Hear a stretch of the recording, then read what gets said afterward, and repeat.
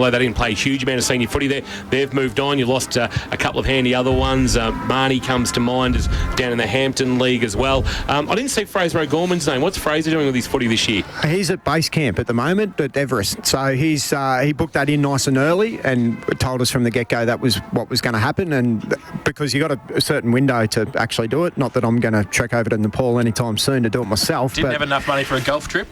No, well, he could have gone over to the peninsula and seriously, play a week of golf. Yeah, what are you doing at Everest? So he's gone over there. But as you said before, we've probably lost 1,000 games out the door, which just opens up so much more opportunities for these young blokes. There's altitude training and then there's altitude training. Yeah, correct. Yeah, that's a fairly costly expedition. Is it? Yeah.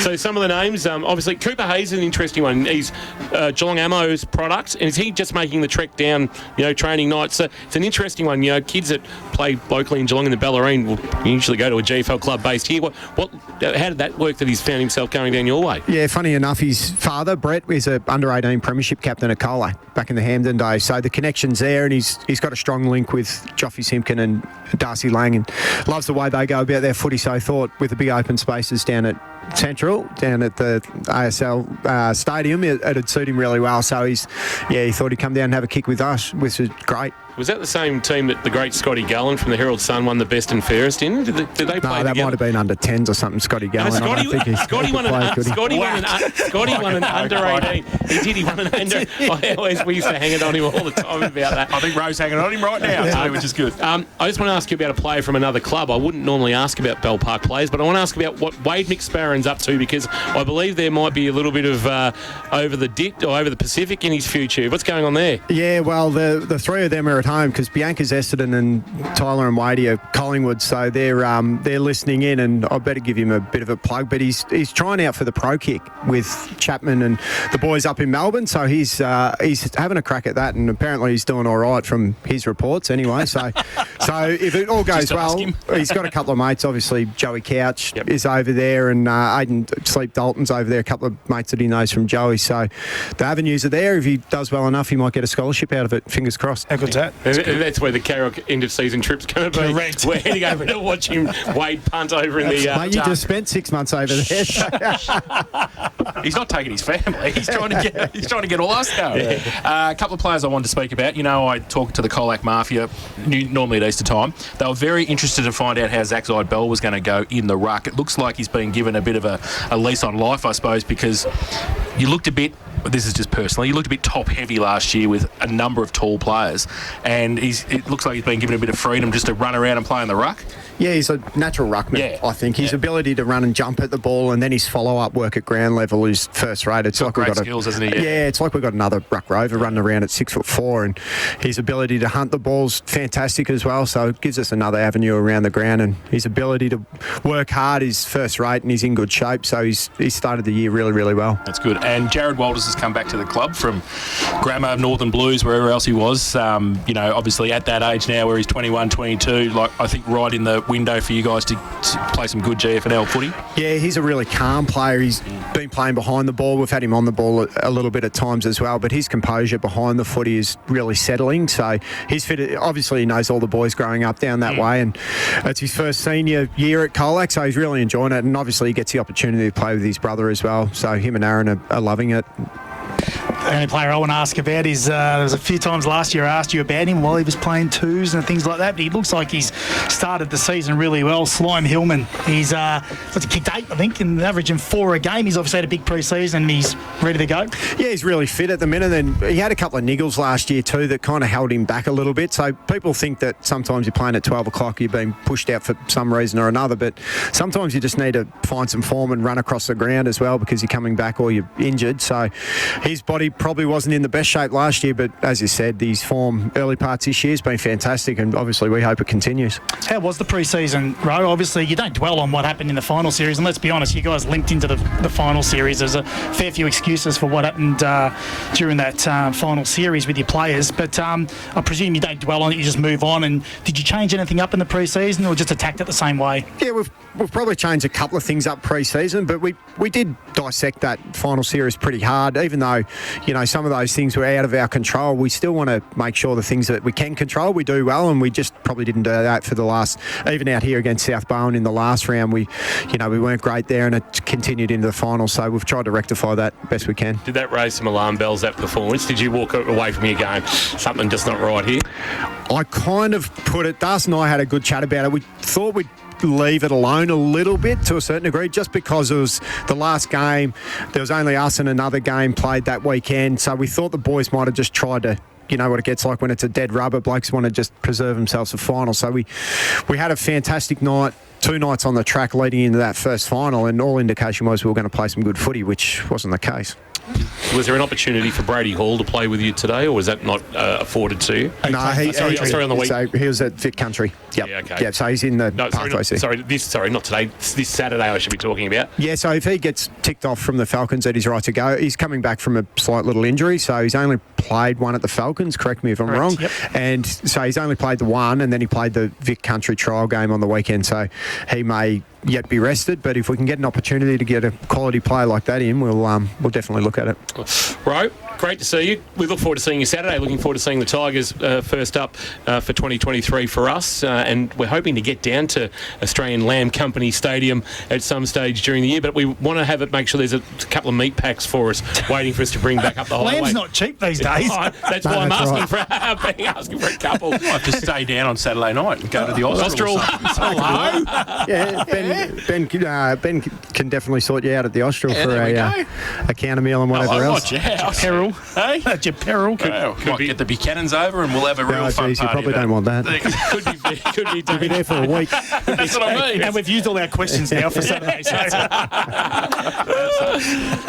For Maura Lily, thanks for joining us, Ro. Enjoy the afternoon. Whack on the SPF 50 because she's warm out there. It is warm, yeah. I just had a hit of golf, and I was saying to you boys earlier, Ross Dillon was good for 50 and choked. So hopefully he's listening and gets a whack. You'll be listening to Ross going over about that. Thanks for joining us, Ro. See you Saturday. No worries. Good on you, Ro. Rowan McSparrow, the co-coach of the Colac Tigers, joining us. Thanks to Maura Lily. Plenty of mirth and merriment. You love when the coaches tip in their mates too. I love this little bit of drive, boys.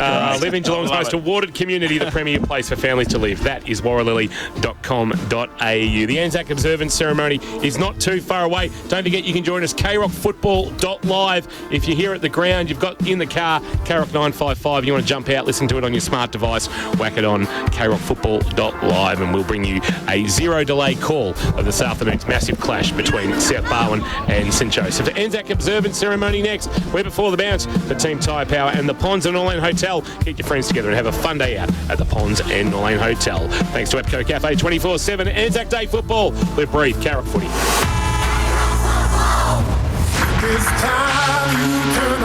Turn it on for the best music. We'll chuck in some Green Day. Some Tay-Tay. The awesome 80s flashbacks you're still loving today. Variety, it's got everything. Live, breathe, Geelong in the Surf Coast. KROC 955. At home, on the work site, in the office, there are some big cleaning problems you just don't want to deal with. Don't panic. Call Steamatic. Steamatic has real solutions to your cleaning problems. Graffiti removal, kitchen canopy cleaning, blasting services, or the big industrial jobs, they're equipped to handle it all. Steamatic, a standout job every time and on standby when you need them most. Don't panic. Call Steamatic. Essington Street, Grovedale. Visit steamatic.com.au. The heart and soul of Warn Ponds is The Ponds. Enjoy a quality meal, grab a drink and relax. It's such a friendly atmosphere with a playroom for the kids. Choose from indoor or outdoor dining. Kick back in the all-new beer garden or catch up with mates in the sports bar. There's the cafe and bottle shop too, all open daily. The Ponds. The Ponds. Love The Ponds. At the Homemaker Centre, Warn Ponds. View the menu at warnpondshotel.com.au. Ready to refinance? Geelong Bank's 1-2 home loan is a game changer. Score a discounted variable rate from 4.94% per annum. With mortgage offset and $2,000 cash back, it's a deal worth barracking for. Kick off your 1-2 home loan application today. Visit geelongbank.com.au for details. Credit eligibility criteria, terms and conditions, fees and charges apply. Comparison rate 5.77% per annum. Australian credit licence 244351. Offer may be withdrawn at any time. Go Harvey Norman, go. Geelong. It's a huge clearance now at Harvey Norman Furniture. Massive savings at Corio and Warn Pond stores. Up to 40% off outdoor furniture and barbecue clearance ranges. Up to 40% off ex-display lounges, dining settings and case goods. Pick up huge clearance deals on all in-stock furniture. Update the furnishings in your home now and save. Limited time only at Harvey Norman, Princess Highway, Corio and Warn Ponds. Thanks to our number one ticket holder, ABCO. Fueled by ABCO Cafe 24/7. For the bounce, thanks to Team Tyre Power and the Ponds at Norlane Hotel. Get your friends together and have a fun day out at the Ponds and Norlane Hotel. We're just about ready to go down to ground level for the Anzac Day ceremony. And we're going to throw to the Master of Ceremonies, who we all know well, Tom King. And I think Kingy is ready for us now.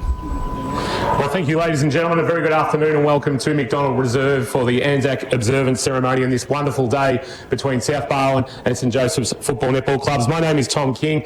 I'd like to start by acknowledging the traditional owners of the land on which we are meeting today, the Wadawurrung, of course, people, and pay our respects to their elders past, present and emerging. I'd like to now call forward to lead the Anzac Requiem, Graham Christie, President of the Geelong and District Vietnam Veterans. Graham.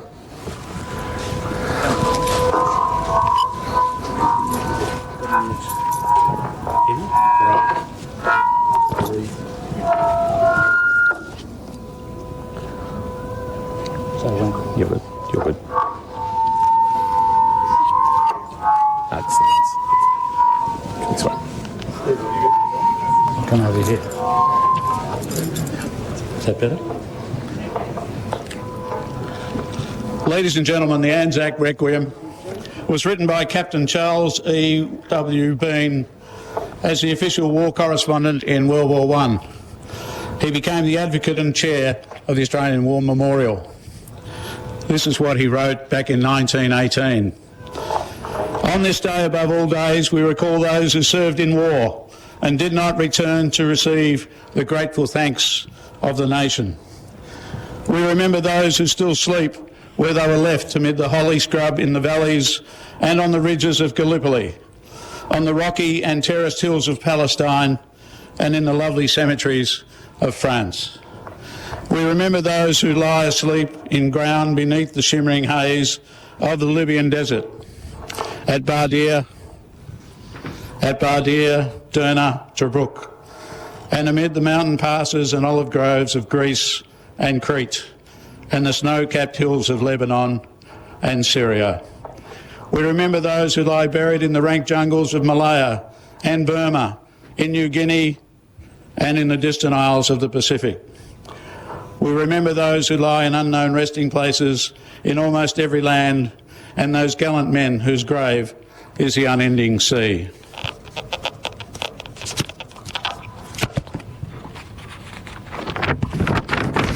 Especially do we remember those who died as prisoners of war, remote from their homeland and from the comforting presence of their kith and kin.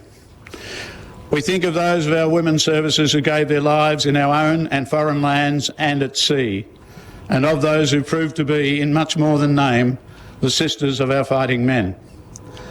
We recall too the staunch friends who fought beside our men on the first Anzac Day, the men of New Zealand who helped create the name of Anzac. We recall all those who gave their lives in the merchant services and in the Commonwealth and Allied forces. We think of every man and woman who in those crucial hours died so that the lights of freedom and humanity might continue to shine. We think of those gallant men who died in Korea, Malaya, Borneo, Vietnam, East Timor, Iraq and Afghanistan, and in the peacekeeping and peace enforcing commitments to defend the Commonwealth and other countries of the free world against a common enemy. May these all rest proudly in the knowledge of their achievement. May we, as our successors in that heritage, prove worthy of their sacrifice. Thank you, Graham. Ladies and gentlemen, it is now time for the laying of the wreaths, and I'd like to call forward several representatives to lay those wreaths, and I welcome the Geelong Memorial Band to resume playing. Firstly, I'd like to welcome the President of the Geelong RSL, Mr. Andrew Hands.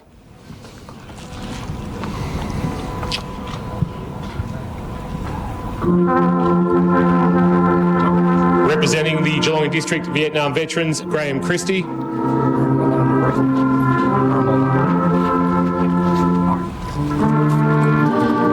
Lieutenant Commander Elizabeth Quinn.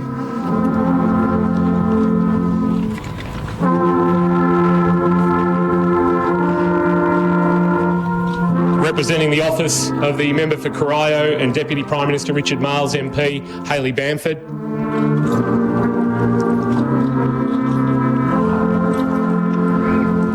The State Member for Geelong, Christine Cousins MP.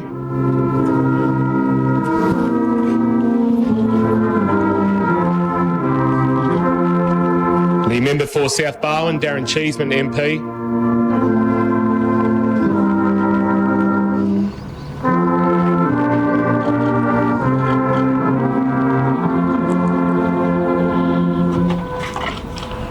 Representing the City of Greater Geelong, Councillors Ron Nelson and Melissa Cadwell.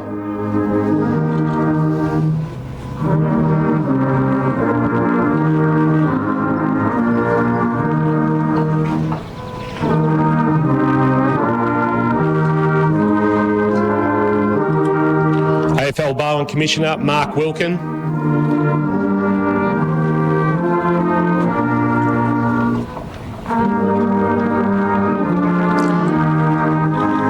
From Buckley's, their chair, Mr. Bill Brebner.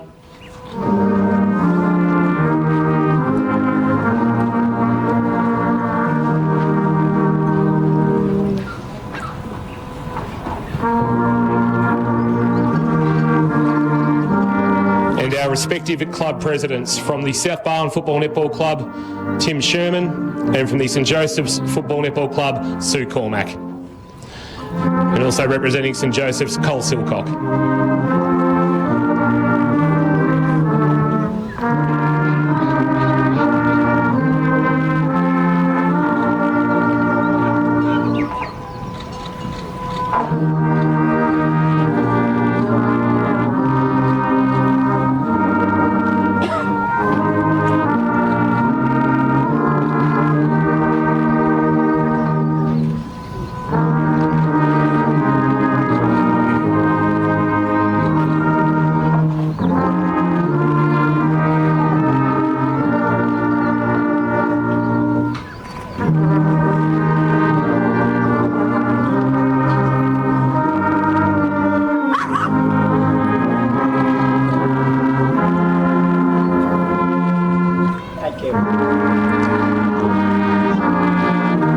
Thank you to those who have laid our wreaths this afternoon below the Australian and New Zealand flags. I'd like to now call for the President of the Geelong RSL to deliver the ode, Mr. Andrew Hands. Andrew.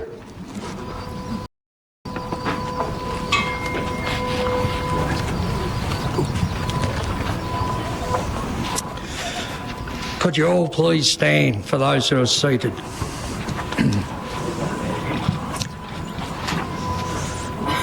They went with songs to the battle. They were young, straight of limb, true of eyes, steady and aglow. They were staunch to the end against odds encountered. They fell with their faces to the foe. They shall grow not old as we to the left grow old.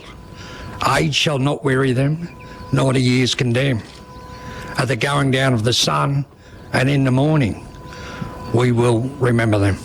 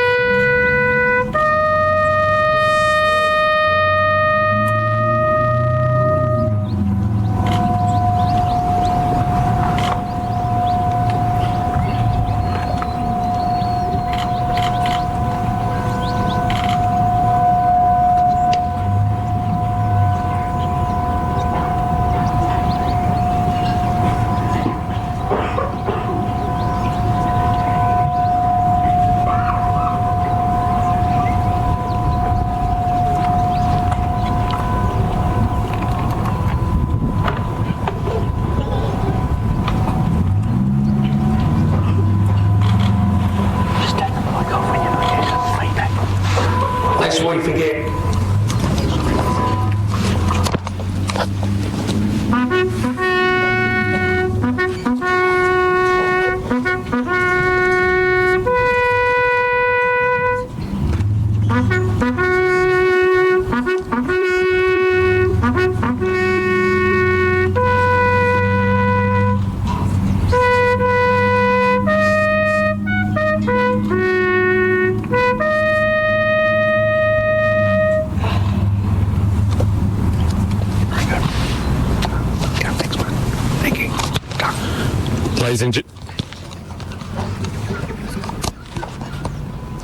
Ladies and gentlemen, can you please stay up standing and remove your hats for the Australian National Anthem to be performed by the Geelong Memorial Band.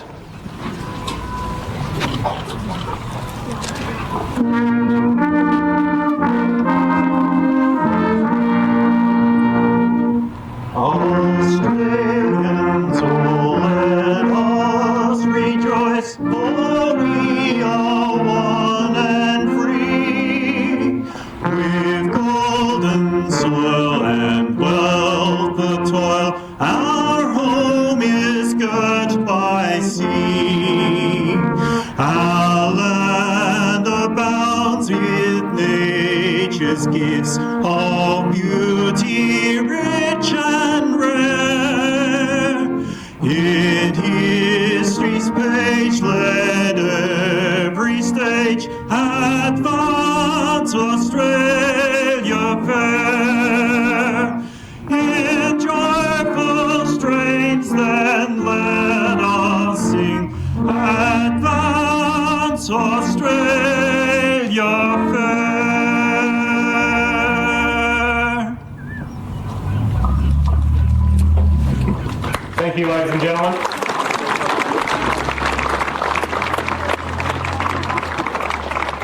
Thank you to the Geelong Memorial Band. Thank you to our wreath layers today. Thank you to both St Joseph's and South Barwon Football Netball Clubs, to the netballers as they prepare for their match this afternoon, to the women's footballers who have played, and to our senior footballers, we wish you the best of luck. I'd like to call forward the respective senior football captains, Matt Caldew from South Barwon and Alex Hickey from St Joseph's. And I also call forward Lieutenant Commander Elizabeth Quinn for the toss of the coin. Elizabeth, if you'd like to join us. So we'll just... We'll let Lieutenant Commander Quinn toss the coin, and we'll let you know who will kick which way this afternoon at McDonald Reserve. So we've got a special penny, and Al Hickey will have the call from St Joseph's. He's called tails, and there's a tail, and St Joseph's will kick to the Clairvaux end. Good luck to both sides. Thank you for your involvement in today's ceremony. Thanks to Tom King, and thanks to everybody involved in the ceremony for Anzac Day here at McDonald Reserve this afternoon. It doesn't get much better than that, does it? It doesn't. Kirsch? It's fantastic. Hey? You know, we saw it the other day at the Lara Grove. Day 2023 is nearly a go between these two very proud clubs, South Barwon and St Joseph's. We are right to go for Geelong Bank and their 1-2 home loan, 1% less for 2 years. Get us underway, Jason Doherty. There's Ryan Bell for South Barwon up against Ollie Northern for St Joey's, and Bell gets it down towards Doyle Madigan for the Swans, who's wrapped up straight away. Hunter Lewis coming off the line, and he wraps him up, Doyle Madigan. We're going to have a secondary bounce just forward of the centre circle for St Joey's. Falls in towards the side. Antonak runs past it. Lewis picks it up by hand, gives it back by hand to Buckley. Tumbling punt towards half forward. Falls the arms of De Grande. Kick around the corner close to the boundary line. It might be okay. Might work out okay. Oh, McLaughlin takes a good diving mark. Hamlin Hanger contender early doors for St Joseph's. McLaughlin in front of a big crowd in front of the burger van. Kicks into the pocket. No mark taken. It's off the hands of the pack. Bell was back there trying to run interference. There's a tackle laid by Madigan. We'll get a ball up. Wombat Gully Plant Farm. Kirsch, anything you picked up matchup-wise early? Yeah. Bosley's got O'Dwyer, and Hovey's got the job on the big Kellett down at full forward. That's a really good matchup as well. Bell won the tap down, roving done by Tanner Owen. He's taken down in a tackle and going nowhere, and we'll get a ball up about 35 out from the St Joseph's goal. As mentioned, Ryan Goff has the job on Paddy de Grande at the other end of the ground. Umpire puts it into the air again. Bell winning the tap down. Ball rolls towards the boundary line. Peters through traffic, trying to get a handball to James, confronted by Antonak, but the ball's going to spill for Madigan, who kicks on his left towards half back. but coming across, reading it best off the boot, is the skipper of St Joseph's, Al Hickey. Hickey now drives it back inside 50, wants a marking target, punched away by Fort defensively for South Barwon. They've got the numbers as well. Mulroney goes back across the face of goal to the outer side, back pocket, might be okay just. And Swans just settle the play down right in the last line of defence. Short little kick, might have been Lockie Noble. And the ball chipped around the back.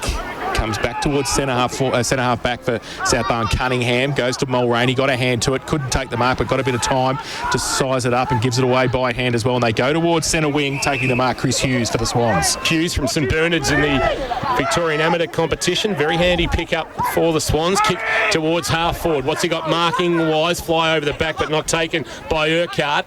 He'll try and find it at ground level, but Harry Smith will worry him out of it. He's over the footy, knocking it up, only as far as Madigan, though, who burst away with speed and then drills a ball to the goal square. Not a bad effort, but it's going to york the goalpost as Hovey's got that match-up back there against Ben Callett, who there's big raps on at South Barwon. The first score of the afternoon, a minor one, a behind that hit the post for Doyle Madigan, but geez, the strength and speed out of the contest. Jeez. He was 3v1 then in that stoppage, and away he went with it.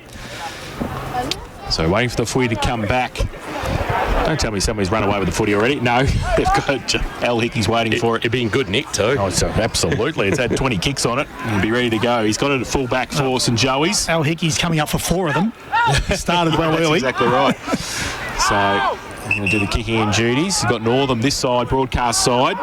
Western side of McDonald Reserve. He goes in that direction now. Goff in the middle as well. Bell, pack develops. Madigan front and centre again. This time not going anywhere. No. Gets wrapped up by Louis Antonac straight away. They trying to extract the footy there. Hocking coming across to help out as well. So right in front of the best seats in the house thanks to APCO Cafe 24/7. Northam gets it down from the ruck contest. Ball goes towards centre wing. Good play.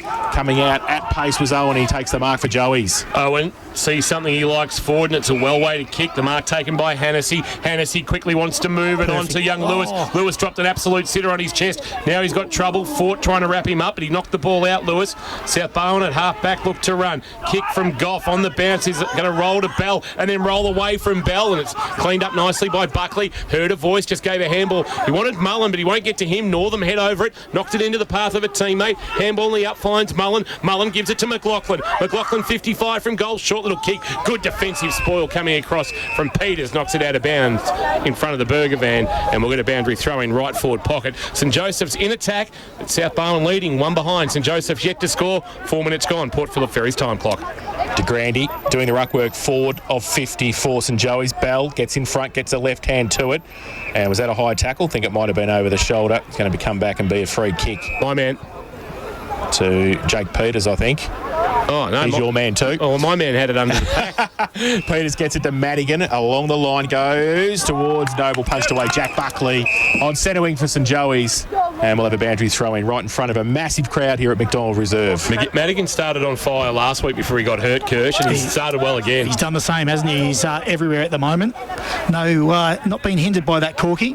Boundary throw in. Northam at the back. Now, I heard a whistle. Was that from the netball courts? It might have been from the netball courts. The Madigan, here he is again, kicking to half forward, and Caldu on the juggle, couldn't complete the mark. Front of the pack, McLaughlin's been present early. He goes short with a kick that's okay for Northam.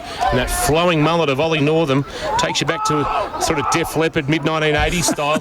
Poison. Kick on the bounce. Chance now for Henderson, gave a handball over the top. Oscar Morrison, long ball inside, forward 50, goal square, using the body, but no mark taken. Oh, look out. Over the back. Look out. Here is Mullen. Here is Mullen, missing to the right-hand side. He was running there. Trying to make history repeat 2 years on.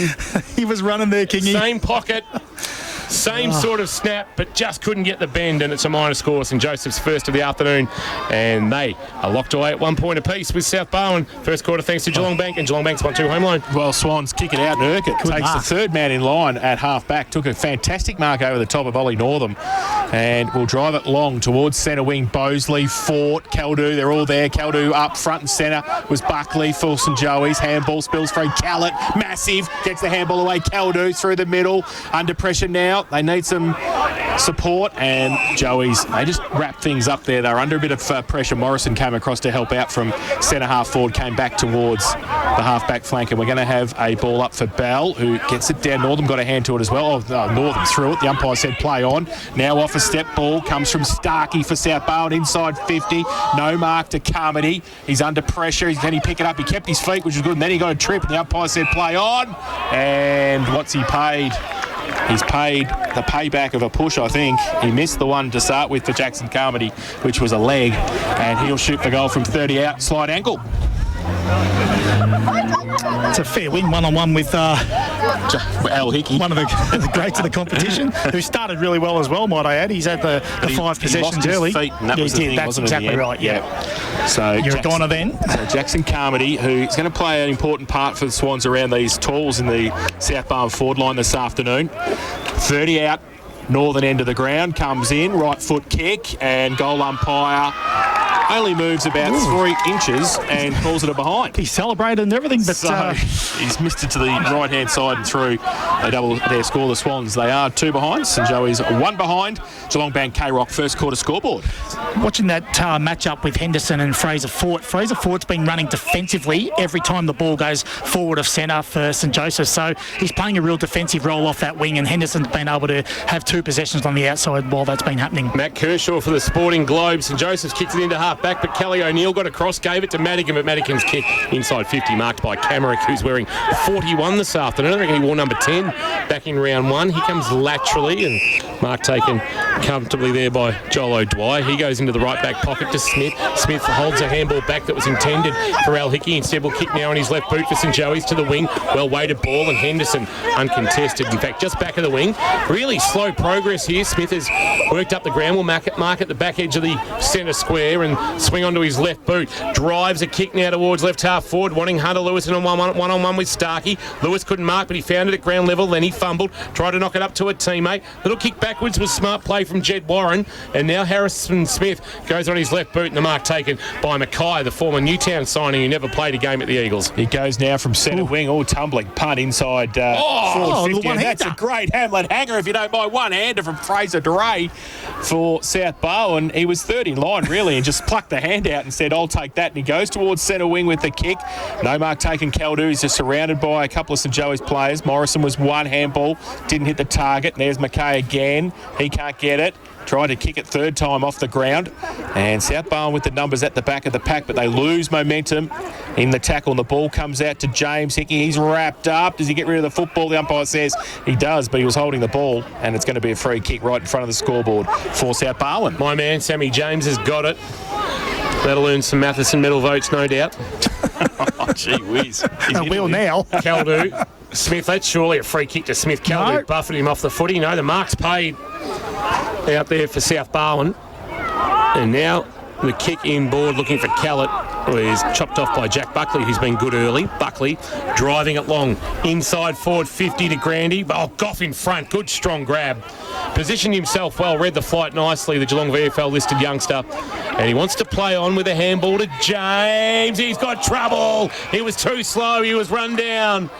And the free kick, I reckon it might be Hennessy. Yeah, he's quick. Ollie Hennessy. Who's gobbled him up like Pac-Man. And man on the mark, just inside 50.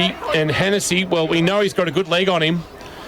And with barely a breath of wind, Birchie for South Point Garden Supplies, this shouldn't be an issue. Just a bit of a wind report. Yeah, no, not much wind to speak of at all. Maybe just slightly out to that right-hand goalpost, but the centre will do. Hennessy for the first of the afternoon, starts it right, works it back. Has he worked it back enough? He has. Just at the right-hand goalpost. He read the breeze beautifully. Birchie's tips working. And the first of the afternoon on the K-Rock Geelong Bank 1-2 home loan scoreboard goes to St Joseph's and Ollie Hennessy. They're 1-1-7, Joey. South Barwon 2 behinds as we've played 10.5 minutes on the Port Phillip Ferries time clock. You mentioned in the call, Kingy, about the ball movement from their back half was just a little bit slower because South Barwon's immediate reaction is to fold backwards into their back half. So St Joseph's ball movement is going to be a little bit stymied by that. But on that occasion, the same thing sort of happened, but there obviously the opportunity to tackle arose, and Ollie Hennessy's got some speed, so you're not getting away from him too many times. Back in the middle, Northam goes up early. Bell got a hand to it, straight through the middle. It comes back to Northam, tries to break free. Handball, though, chopped off, throws to the umpire. South Barwon into attack, but oh my God, he brought his own football today, I think, Hickey. Yeah. Goes out wide, it's okay. And setting the pace for Jed Warren to take the mark at defensive wing. He tries to drill it along the boundary line, does. Muhor will get on his left boot, you suspect, and he wheels around and does that now. Goes towards half forward with the kick. Goff gets back there in front. It's been good. Yeah, he has been good. K-Rock's zone. And he's heard about Sam James and Tom King, and he doesn't want James to be K-Rock's. Oh, he hasn't got it. He hasn't got it. To give it off. Well, he got a push, so... Yeah. All right, his teammate will take it. Oh. Swans have still got it. Go towards the boundary line in the back. Callis had to come over and actually bash it out defensively for South Barwon, and we will have a boundary throw-in on centre wing. It's 1-1-7 St Joey's. South Barwon 2 behinds. Geelong Bank K-Rock first quarter scoreboard. Game hasn't reached any great heights for the Sporting Globe, Kirsch. No, we thought that, though, the first 5 to 10 minutes is going to take them a little bit to settle it out, but we're in 12 minutes and we've only seen the one goal.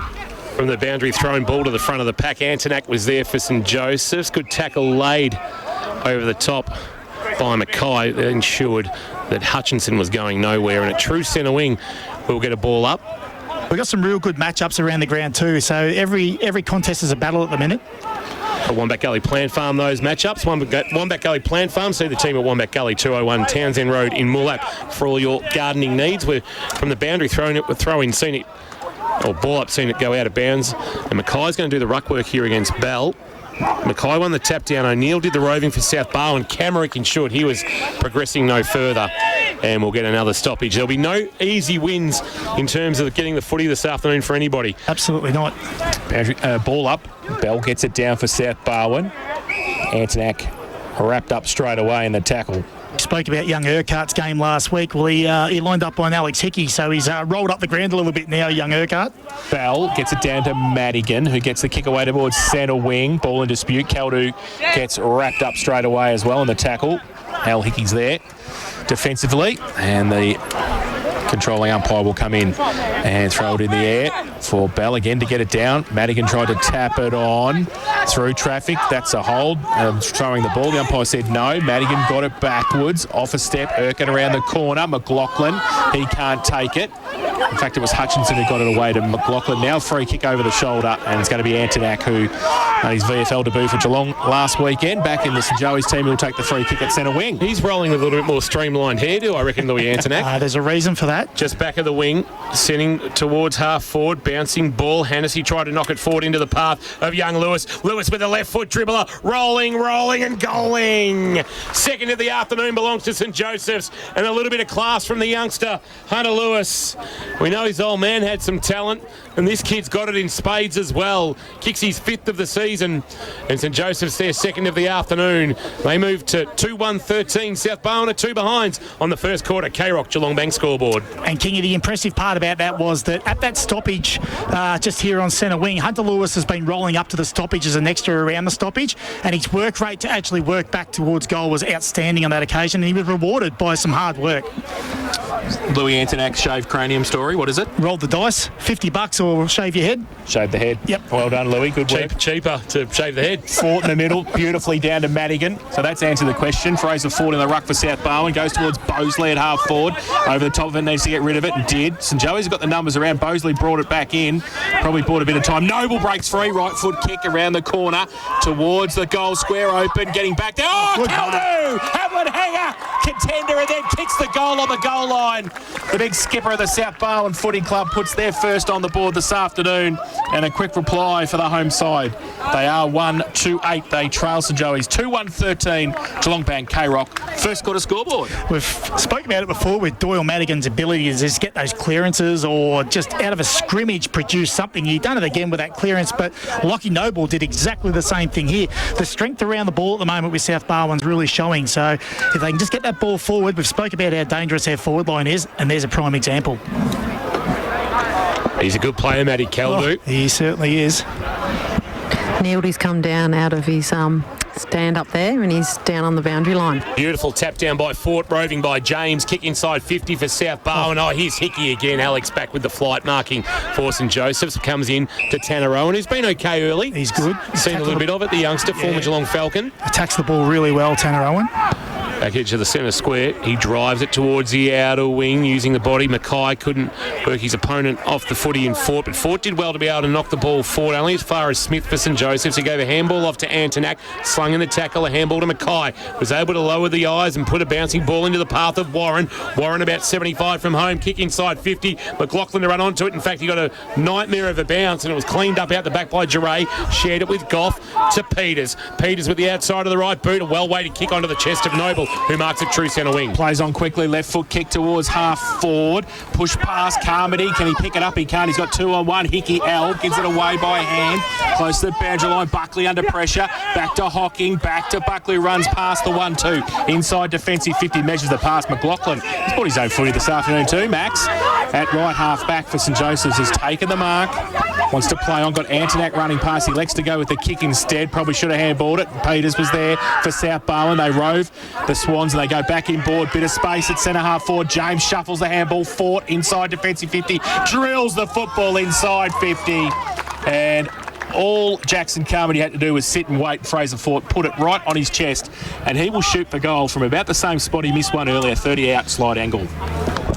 Well, turnover. Yeah, well, it's just a young kid probably biting off a little bit more than you can chew, playing on when you shouldn't. Just kick it to a one-on-one down the line if you have to. That's just experience. That's all it is. Just the heat of the moment, wanted to go. And then Felix Henderson's a winger, had to come back and defend a forward. So they were all caught out by the turnover. Old-fashioned shootout for Leopold Sporties at Drysdale. They're 6-2-38. Port Arlington, 5 straight 30. Jeez. That's 11 goals. Wouldn't even be quarter time yet. So Carmody comes in, and this time it's a much better finish for the South Barwon small forward. He Kits Higgs first of the afternoon, and the second for South Barwon. They go to 2-2-14. Oh, the Archbishop Desmond Tutu. May he rest in peace. St Joey's 2-1-13. Geelong Bank K-Rock first quarter scoreboard. Yes. Just very sneaky, Carmody. He always sort of gets into a bit of space. Every time you look up, he's got some space. He's creative. Well, they're pretty tall down there, aren't they? So he's going to have to. He's got front and centre around those big boys. He's like got a big job. Mosley. He's got a big job. Him and Noble down there. They're the two. Yep. A nice fight back from South with consecutive goals through Caldu and Carmody. Mackay doing the ruck work, winning the tap down. Bell fighting for it for South Barwon. Lost it in the Mackay tackle. It spills for Hickey. That's James. Then his little handball. It was intended for Warren, but there's going to be a free kick going which way? It's going against South Barwon, against Mulroney, I think, and going to Jed Warren. Warren a handball at close quarters. Sold Antonak up the river. Was able to use his skill to break a tackle and then swing a long right foot kick inside 50. Wonderful mark to Grandy. Stood tall in the pack and hung onto it in a Hamlin hanger. He sort of looked up at the umpire saying, is that my mark? Yeah, because he pointed the wrong way, the umpire. Yeah. And he thought it was a block. No, actually, no, it's going the other way. Oh, it is a block. Oh, right. So there's arms going everywhere. So it's a free kick to Goff. And he's now directing traffic, the youngster, in the right back pocket. Sending a kick towards the Reynolds Road side of the ground. Looking out there for Urquhart. Used the body nicely. He's a great story, Urquhart. 3 games with Grovedale back in 2018. Now a kick forward to the wing. Caldu, the target, spoiled away from behind into the path of Mulroney. His handball had no real impact on it, but it's going to fall okay, is it? No. It's out of bounds just as Austin Shepherd was ready to pounce, and we'll get a boundary throw in between wing and half forward out of side. There is a massive crowd here at McDonald Reserve enjoying this one, and we hope you're enjoying it through KROC 955 and KROCfootball.live and the AFL Barwon TV live stream. Mackay gets it down to the front. Fort does the roving work. Bell, toe poke off the ground. Only as far. Hunter Lewis got a clearing kick back towards the middle. Tracking it was Hutchinson. Does well. Breaks free. Gets a right foot kick towards centre half forward. Oh, standing ground. But Buckley takes the mark and they switch the play quickly to McLaughlin. Kept his width.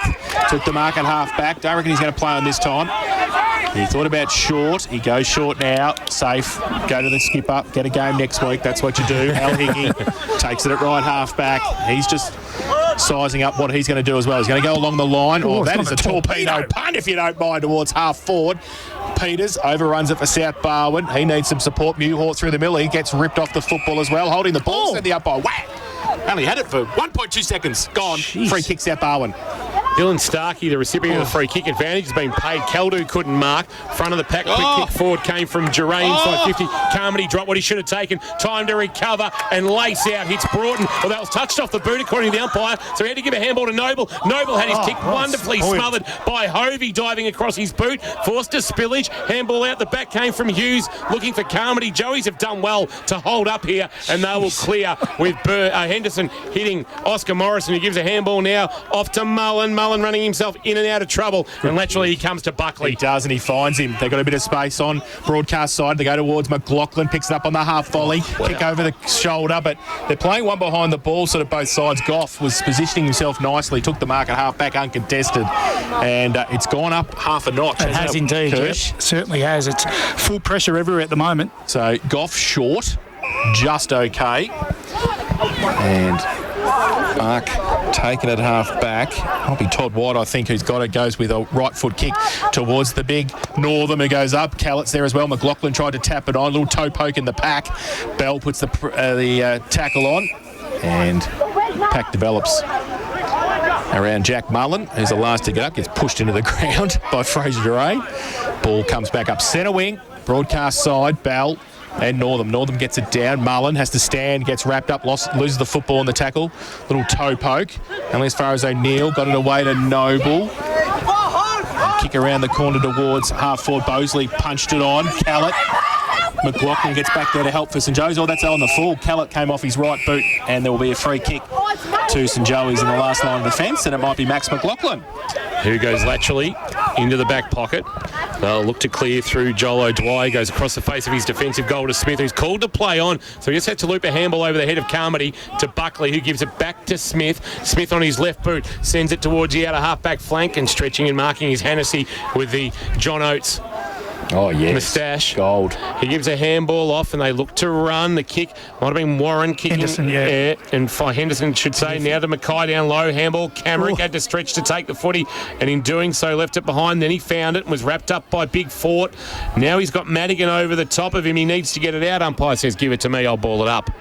23 minutes ticked over on the Port Phillip Ferries time clock, and on the K-Rock first quarter, Geelong Bank scoreboard, South Barwon 2-2, Leeds St Joseph 2-1. Bell gets it down from the ruck contest. That's a high tackle, free kick. South Barwon. Northam came over the top of Kelly O'Neill, and he will take the free kick at right half back for South Barwon on the outer side. Short little kick is okay. Peters back to Bell, wants the 1-2. Oh, Bell's handball. Peters had to sit and wait for it, and then his kick was smothered. So St Joey's putting the pressure on. Peters needs some help. He toe pokes it back. Todd White gets a kick towards centre wing. Great pick up Urquhart. Kick around the corner towards half forward. Oh, he's kicked that into the car park though. Out of bounds.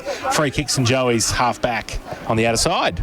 Just following that Port Arlington Drysdale game for Leopold Sporties, Tom Richardson's kicked 2 goals for Port Arlington. Do you reckon old-time Drysdale people are probably going, we're not liking what we're seeing here? Of course, son of former Drysdale and Ocean Grove star Adam.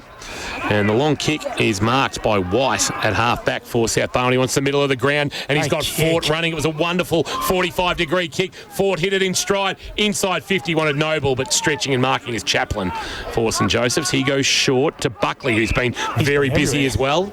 Buckley and Hickey, Alex, have been really staunch down back for St Joseph's.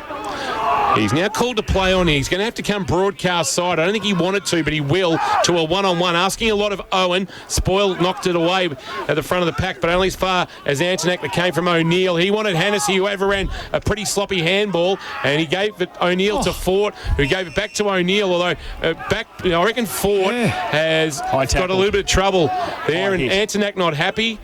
Warren getting involved with Madigan, and there's a St Joseph's player on his haunches. It's Hennessy who's now getting to his feet. Bell's being spoken to.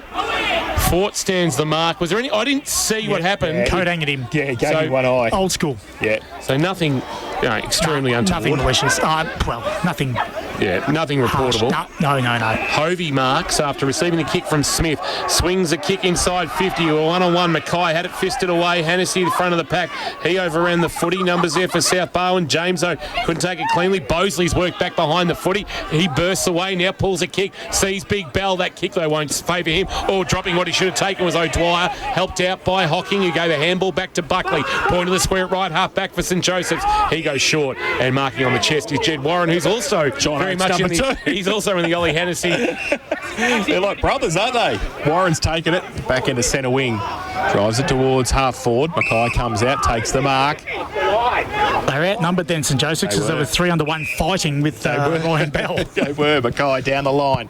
Inside 50 with the kick over the back to Grandy. Pushed past the football by Jake Peters. They see it over the line. Boundary throw in right half forward for the visitors. They are 2-1-13, trailed South Barwon 2-2-14, and we have played 26 minutes. Port Phillip Ferry's first quarter time clock.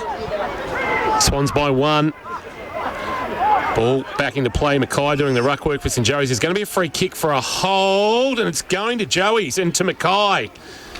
So I reckon Callett has given away the free kick in the ruck contest, and Mackay, with the man on the mark to stand about 35 from goal, right of centre, will have a chance to kick his first of the afternoon. Of course, from WA over here with Marcus Oldham, and he's going to kick after the siren. Signed by Newtown in 2021, did his knee in a pre-season game. When he returned, he did it while on the farm up in Deniliquin, playing in the Murray League with the Rams up there. And Newtown thought he was coming back, and St Joey's pulled the rug from underneath him. And Mackay's now got a shot at goal, and he's drilled it, has he? Yes. Great finish from Angus Mackay, and look at them come to him after the quarter-time siren. So a nice bit of momentum for Joey's going into the first change as they take a little buffer after a bit of an arm race. He's on his way. He's moved on. Down to you, Birchie. I've got Neildy here. Neildy, what did you make of that first term? You were happy with the Swans' intent? Yeah, we were happy with the intent, Birchie. It was pretty chaotic. Footy's a chaotic game. I thought both defences were on top. Lots of good contests. Not too much skill early to be expected. It's community footy being played in front of a whole lot of people. A little bit of nerves out there, but it's enjoyable. Good luck for the rest of the game. Mark Neal there. Thank you to Neildy. Talking to Jane Birch for Geelong Sports Medicine Centre. That hydrotherapy pool, I reckon I've just got a little bit of a sore back at the moment, so I might be heading down to see Nick just to get a bit of a tune-up at Geelong Sports Medicine Centre, your ultimate destination for health, fitness and recovery. Crowd just making their way, and it is a big crowd. I reckon we'll be running long today because once they break from the huddles, then you've got to get everybody off the ground, and by the time they finally do that, we'll because the crowd have actually crept onto in front of the signs, and that's where the umpires actually want them behind the fence. That's how many people are over the other side on the centre wing there? Yeah, it's unbelievable. They're 10 deep. Hope you're enjoying the call through KROC 955 and KROCfootball.live, as well as AFLbarwon.com.au. So we are just waiting for the signal to get going. Second quarter for Harvey Norman, Corio and Warren Ponds.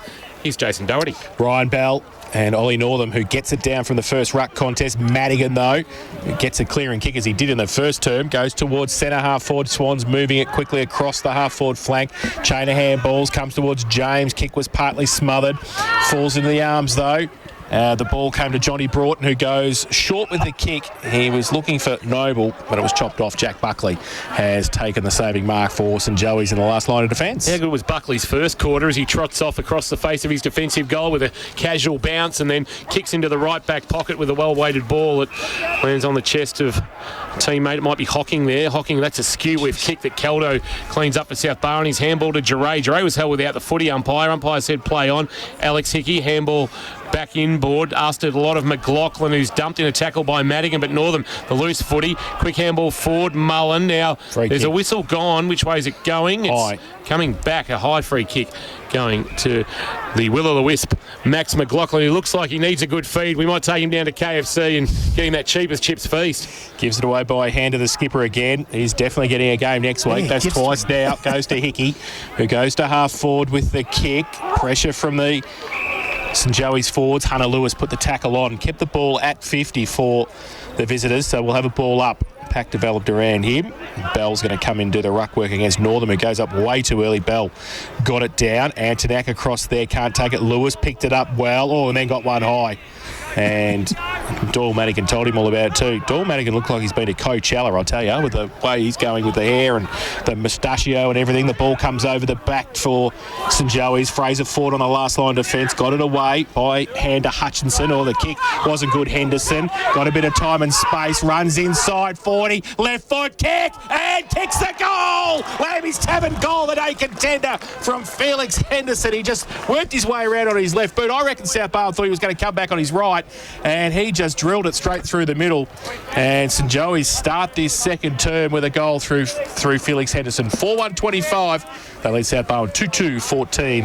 Harvey Norman K-Rock first quarter scoreboard. Well, mentioned it in the call in the first quarter that Fraser Fort's role is to roll behind the ball. Fraser Fort saved the ball that come out the back, but he forgot about his opponent, which was a winger sitting at 40, which is Felix Henderson, who goes back and kicks a goal once the ball was exited. It's a real fine line when you're playing that wing to roll behind the ball and defend, but you've got to obviously man up on your own opponent when he's sitting at 40 inside the forward 50. Lead by 11 for a second time this afternoon. Northern got high-fisted at forward, but Bell might actually do the roving and eluded a would-be tackler and drive South Barwon into attack. Wanted Caldu, knocked away by Hocking, was good defensive play. Chance now for O'Dwyer, a handball out the side door towards the boundary line. Al Hickey trying to track it. He's dragged down by Urquhart and taken out of bounds for a boundary throw-in in the left forward pocket. Clevo or old Geelong Tech School end of the ground. Good crowd. Cars backed up, people sitting in boots and hatches. Tapped down by Callett in the ruck for South Barwon, but the bobbling ball's going to end up in the hands of Harry Smith, who's then taken in a really good tackle by Sammy James. And we'll get a ball up about 45 out from the South Barwon goal. They trail 2-2-14, St Joseph's 4-1-25, and we've ticked over 3.5 minutes on the Port Phillip Ferries time clock. There is no better way to travel to the footy than Port Phillip Ferries, their Sunday footy special for Geelong and Essendon. It's the ball from the ruck contest. Northam did some handy work. Antonak gets the clearing kick, but I think he's put that into Reynolds Road. That is very wide, and Jake Peters is going to take the resultant free kick for South Barwon at left half forward. No, it's not. It's going to come back. I think Fraser Duray's got it now. Peters tried to grab it from him. He's going to drive it long inside 50 again. Bosley goes up, can't take the mark. Front and centre was pretty good, but I think missing, and I think that might have been Broughton, was it? Noble. It was. Noble. Lively. 3 for 1 behind. Interesting, Jace. First out in the full for the day. Yes. Yes, you like keeping another that stat, don't you? The curse higher. So South Barwon 2-3-15, St Joey's 4-1-25. Harvey Norman, K-Rock, second quarter scoreboard. Buckley runs into the right back pocket, has a bounce, and will look to drive St Joseph's out of defence towards the outer side half-back flank, flying, and De Grande, Hamlin hanger contender. Climbed high at the back, and then on the juggle on the way down took a really nice grab. Haven't caught a lot of him as he gives it off to Muhor. Kick towards right half forward. Oscar Morrison playing forward as marked, and he's got options tearing forward, including Henderson. Sends it inside forward 50 now. Henderson, little nudge on Fort, and there's going to be a free kick for a block in the marking contest. And I reckon it might be going to Mullen. Fort got the nudge. He copped a big from nudge. Henderson, but maybe coming from the other side, Mullins copped a body potentially there. Well, it was a domino effect, Kingy. I think the push caused the block. Maybe Starkey kept Mullen from the contest. Either way, this is for a 16-point St Joseph's lead. Man on the mark, 20 out directly in front, and Mullen has... Oh, he's missed, I reckon. No, he's just snuck it in. Bit of theatrics from the goal umpire, working hard to his left. But he's kicked his first of the afternoon, Jack Mullen. They make it second, in fact. Actually, no, first. I was right the first time. I've got all these asterisks in the goals column, and that's completely thrown me. 5-1-31 St Joseph's on the K-Rock Harvey Norman scoreboard. Think Harvey Norman for all the big brands at Geelong's best prices. South Barwon 2-3-15, and for the Sporting Globe, Matthew Kershaw. What made us think that Jack Mullen had missed that then is because he didn't celebrate and go absolutely chichi bananas. He sort of was. The crowd down these ends not as much as the other end anyway. Correct, exactly. So back to the middle. Madigan again over the top of it for South Barwon. He can't take it, and he's pushed off the ball, but Swans have got the numbers, and they break free from the back end of the centre square, and the ball came from Noble, but turned over, and again across half-back Buckley for St Joey's takes the mark, gives it to Al Hickey. He wants a game next week too, Buckley. I think he might get one. He goes to the outer side with the kick. They've switched the ball. Dwyer takes it. He chips the ball over the top. Camrick, back end of the centre square at half-back, right on the point of it. He handballs it over the top. Following it up and running free was Al Hickey. Give him the middle now. From centre wing, goes out wide with the kick. Half volley kick. Mackay around the corner. Lewis, can he keep it in? No, he can't. And he nearly falls over the boundary umpire. No, I think he's just making sure. Oh, Hunter Lewis. He's just exchanging phone numbers with Jake Peters. Yeah, see how you going. Boundary throw in, right half forward for the Joeys. From behind, Bell won the tap down. Muhor did the roving. A handball back to Camerick. Taken high. Antonak will get a free kick, surely. Yes. It'll come back. He did cop one around the ears. And Louis Antonak made his VFL debut for the Pussycats last weekend. A 50-metre penalty, and this will be for 22 points in Joseph's lead. What was that for? Did kick it away or mouth, was it? Yes. Might have been a little bit of dissent from Doyle Madigan, potentially. He makes his way from the ground. He's worked very hard through the opening first quarter and a bit. Louis Antonak played in the Cats VFL win over Werribee last week, back this week in the red, gold and black, and he's kicked the 6th of the afternoon for St Joseph's, who have just stolen a bit of a march early in this second term thanks to Harvey Norman. St Joseph's go to 6-1-37. They lead South Barwon on the K-Rock second quarter. Harvey Norman scoreboard 2-3-15. It's really swung around here, Jace, because the first quarter looked like South Barwon going their forward line. They looked real dangerous. They're Smalls. Now put it in St Joseph's forward line. They look dangerous. Looks like they're going to score every time they go in there because they're working extra hard. Fall of the ball. Their bigs are doing their job. So, yeah, it's really swung around here. Momentum in forward lines. Northam going to the forward line too with Mackay in the ruck against Bell. And impact develops in the middle. Madigan off the ground, so James looks like he was hunting the football there against Owen. Now Bell gets it down with the left fist. Camerick runs back and gives it away. St Joey's across half back, dangerous, falls towards Mulroney. He can't take it. El Hickey comes across, pick up by Camerick, went to butter up. Oh, just tried to get half a trip for Mulroney as well. The ball spills free. They're running through the middle, Joey's. They've got the numbers, and luckily, because the ball spilt free in the end, Buckley has to go back and pick it up and does. Gets around a couple of would-be tacklers and gets it out wide to El Hickey again. Running off half back, the Joeys. They go towards Morrison at half forward, who's presented once again at centre half forward. Morrison inside forward 50. It's a well-weighted kick, and he finds Jed Warren. And the Shep Bears products, former Murray Bushranger in the Talent League, has marked 35 out. And this for a 28-point lead, and some real warning sirens going off in the South Barwon coaches box. We've been going 9 minutes, Kingy, and El Hickey's had 8 possessions. He's having a stunning afternoon so far, the Joey skipper. From 40 metres out. Oh, that's an absolute mung from Jed Warren. He has barely actually covered the distance to put it out on the full. And a real bullet dodge there for South Barwon as Jed Warren. That's one he's not going to want to be watching back as Todd White takes a resultant free kick in the left back pocket for South. He does. He goes outside 50, but Mackay stands his ground, takes the mark in front of Ben Callis. And will drive it back inside 50 towards John Oates. Hennessy goes up. He can't take the mark. Off the side of the pack. De Grandi. Handball on the outside. Here he is again. Hennessy kick towards the top of the square. Goff in the middle. Morrison. Hamlet Hanger. 3 around him. South Barwon. And Oscar Morrison stood tall and took the mark and will shoot for goal from 20 out directly in front. Just watch Jack Mullen here. I saw him at the break getting some work done on his upper leg, whether it was hamstring or a corky. A bit there. Yeah, I just saw him grimace then as he went down. So there's one to watch, Birchie. That's actually taped too for St John of God. So potentially a corky, you'd hope, but he doesn't look like he's moving all that well. So Oscar Morrison, 20 out, northern end. Oh, geez, he made the goal umpire work too much, way too much. They've missed that. Golden opportunity again for the visitors, 6-2-38. Is a defender by trade. He is, and we know on days like today, you've really got to make those ones count, particularly within that close range. Peter Shaw kick in, marked by White for South Barwon. He goes short, and they stay in the corridor to Goff. Handball to Peters, cruising past, kick towards half-back. Will make Jarray work, kept it alive. No, had no room to work with. And Al Hickey maybe just inquiring of the umpire, did he really try to keep that alive or not? Umpire says, I've got no issue with that. I'll toss her back into play. Right in front of the St Joseph's interchange bench. Got a +1 at this stoppage, South Barwon. Fort winning the tap down. Madigan tracking the footy, also looking to his hands on it, Mulroney, but Madigan did in the end. He's taken down in a really good tackle and going nowhere. We'll get a ball up. Who laid that tackle? It was O'Dwyer, who's been a handy re-inclusion after missing the win over St Mary's last week. Ball up.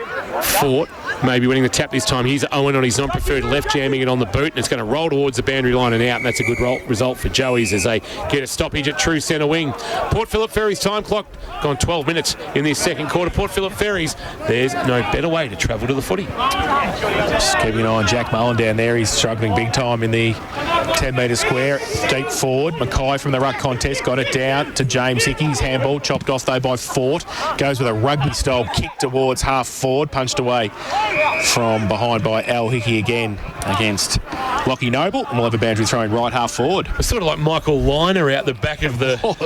He just sort of picked it up and at the back of the scrum. One-handed torpedo from Fraser Fort. He's going down to do the ruck work too now, having a run against Mackay in the ruck for South Barwon, and he gets it down to the front as well. James ripped off the football. The umpire says holding the ball. Geez, they've been quick on that today. Didn't really have it that long, Sammy James, but the free kick's going to come back and St Joey's are going to take it. Mackay has the free kick at half-back for the visitors. He is taking his time, called to play on now. Comes broadcast side. From behind, Morrison has to make up a bit of ground to Grandy. The middle, Madigan's front and centre was great. He gets wrapped up, though, by James Hickey over the shoulder, said the umpire. Free kick, South Barwon. It's going to come back to Doyle Madigan. Torquay product comes laterally to the wing, and Starkey's got it. Starkey wants to go to the outer side of the ground where providing some run is White. He'll kick on his non-preferred left. It's a bit of a floater, but it's okay. Finds its intended target, and the kick inside forward 50 comes from Urquhart. It's a long ball, and Bosley on an imposing lead marks on the chest. Great ball from Urquhart. He got really good purchase on it, kicked it to the advantage of Bosley to run onto it into the scoreboard pocket. And a much-needed shot at goal coming. Urquhart presents to Bosley, but Bosley's having none of that. Coming off 50 goals last year, the former Hawthorn-listed big man. He'll have a shot at goal from about 45 out, maybe a little bit closer. Left forward pocket, Clairvaux into the ground. Not much of a run-up. Gets really good purchase and has kicked a wonderful goal. That's why he wasn't passing it off to Zach Urquhart. Lammy's Tavern goal of the afternoon contender from Andrew Bosley, and a much-needed one just stops the little momentum that St Joseph's have had either side of quarter time. Margin back to 17. South Barwon on the K-Rock. Harvey Norman second quarter scoreboard 3-3-21. St Joseph's a 6-2-38. There's a bit better ball movement by South Barwon because they owned the outside. Then they used the width of the ground. They switched the play well, and then they come on the other side and entered in their forward line. And apt timing for Bosley to take his first mark of the game. Buzz has just sent a nice little comment on the private K-Rock Twitter. That missed by a mile. I'm right behind it. So anyway, there you go. Back to the middle. Well, he didn't celebrate. That was a funny thing. Yeah, Northam under pressure. Has to ride the bump. That's holding the ball. The umpire said play on. He was very lucky there. Got it away towards Hickey. South Barwon working overtime, but it's gone towards half forward now through James Hickey. Inside 50. Old Mullen gave a push behind. Umpire said play on. And he wasn't doing anything else but just standing there and hoping the ball was going to fall into his arms, I think. Yeah, because he couldn't go up with him and compete because of that leg. So that's going to be a real issue for them going into the second half of the game. Why would you get him off the ground, more damage? Yeah. Boundary throw in, about 45 around for the St Joey's goal. But they do have a good medical staff, St Joey, so they do know what they're doing. Boundary throw in, tapped down by Northam. Chance for James Hickey. Had nearly a fresh area, but the ball did spill for Antonak. No way! No way! Louis Antonak from the cricket net pocket kicks an absolute cracker from 40 out. Wow. His second is the Lammy's Tavern goal of the afternoon. Good luck beating that.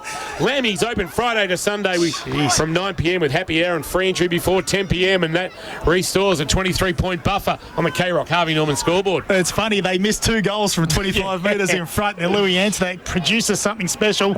And over at the cricket nets, he did not miss one person with that celebration. It was fantastic. Lammy's might open tonight, especially for Louis. I think they might as well. Tuesday night, get down there, Louis. That was fantastic goal. That was one of the better goals we've seen this year. So restoring the lead, St Joey's. Back to 23 points of difference. Northam goes up. Bell gets it down. Rove by the last goal scorer. Antonak got it away to James Hickey by hand. He goes towards half forward. Kick off the ground by White. Chopped off though McLaughlin. 60 out from goal into the pocket. Morrison on a lead. Set it out in front of the big fella, and probably from the Antonak pocket. Let's see how Oscar Morrison goes. He'll be standing there for the set shot, about 40 out from goal. After his last one from 20 metres, he might want to look to pass it off, James. He'll kick this one. Oh, you're back on him? Because he'll miss the easy one and kick the hard one. He's actually a very skillful big man, but his last kick was just a little bit flame. He's probably probably a 10% thought process here of actually thinking he's going to kick it, so he goes, and he has kicked behind and was very close. It was closer than his other one. Made the goal umpire work. 2 behinds. His tally this afternoon, and they go to 7-3-45, South Barwon 3-3-21. White short kick in, marked in the right back pocket by Goff, who brings it to our best seats in the house. Repco Cafe 24/7. Noble called to play on, gave it to Shepherd, who gave a handball to Fort. Fort sends a wonderful kick along the line. That's a well-weighted ball for Geray, who wants to come back inboard with his left boot. It's a high floater, looking for Carmody back with the flight. Spoil came from Hocking. Carmody, front of the pack, did the roving, turned and kicked to the right forward pocket. Wanted Urquhart, and it's just beyond his reach and rolls out of bounds for a boundary throw in the right forward pocket. Clevo into the ground. Beautiful afternoon here for South Point Garden Supplies. You could not ask for better for a game of football. Barely a breath of wind and sunny conditions. Bell, beautiful tap. Noble, the left foot snap, set play from the boundary throw in, but he got too much pull on the kick and it's knocked through for a minor score. But the deft ruck work there from Bell was nice, but it's knocked through for a behind minor score and the margin 23. So St Joey's from full-back, kick in, short. And to Antonac from Buckley, goes to the middle. Miss Lewis is the target. Bell gets back there. McLaughlin tries to hit it at pace as well. Comes towards Bell. Shuffles it by hand to Peters. Runs through the middle. Thought about the kick. Then went the handball. Probably should have gone the kick. Got thrown out.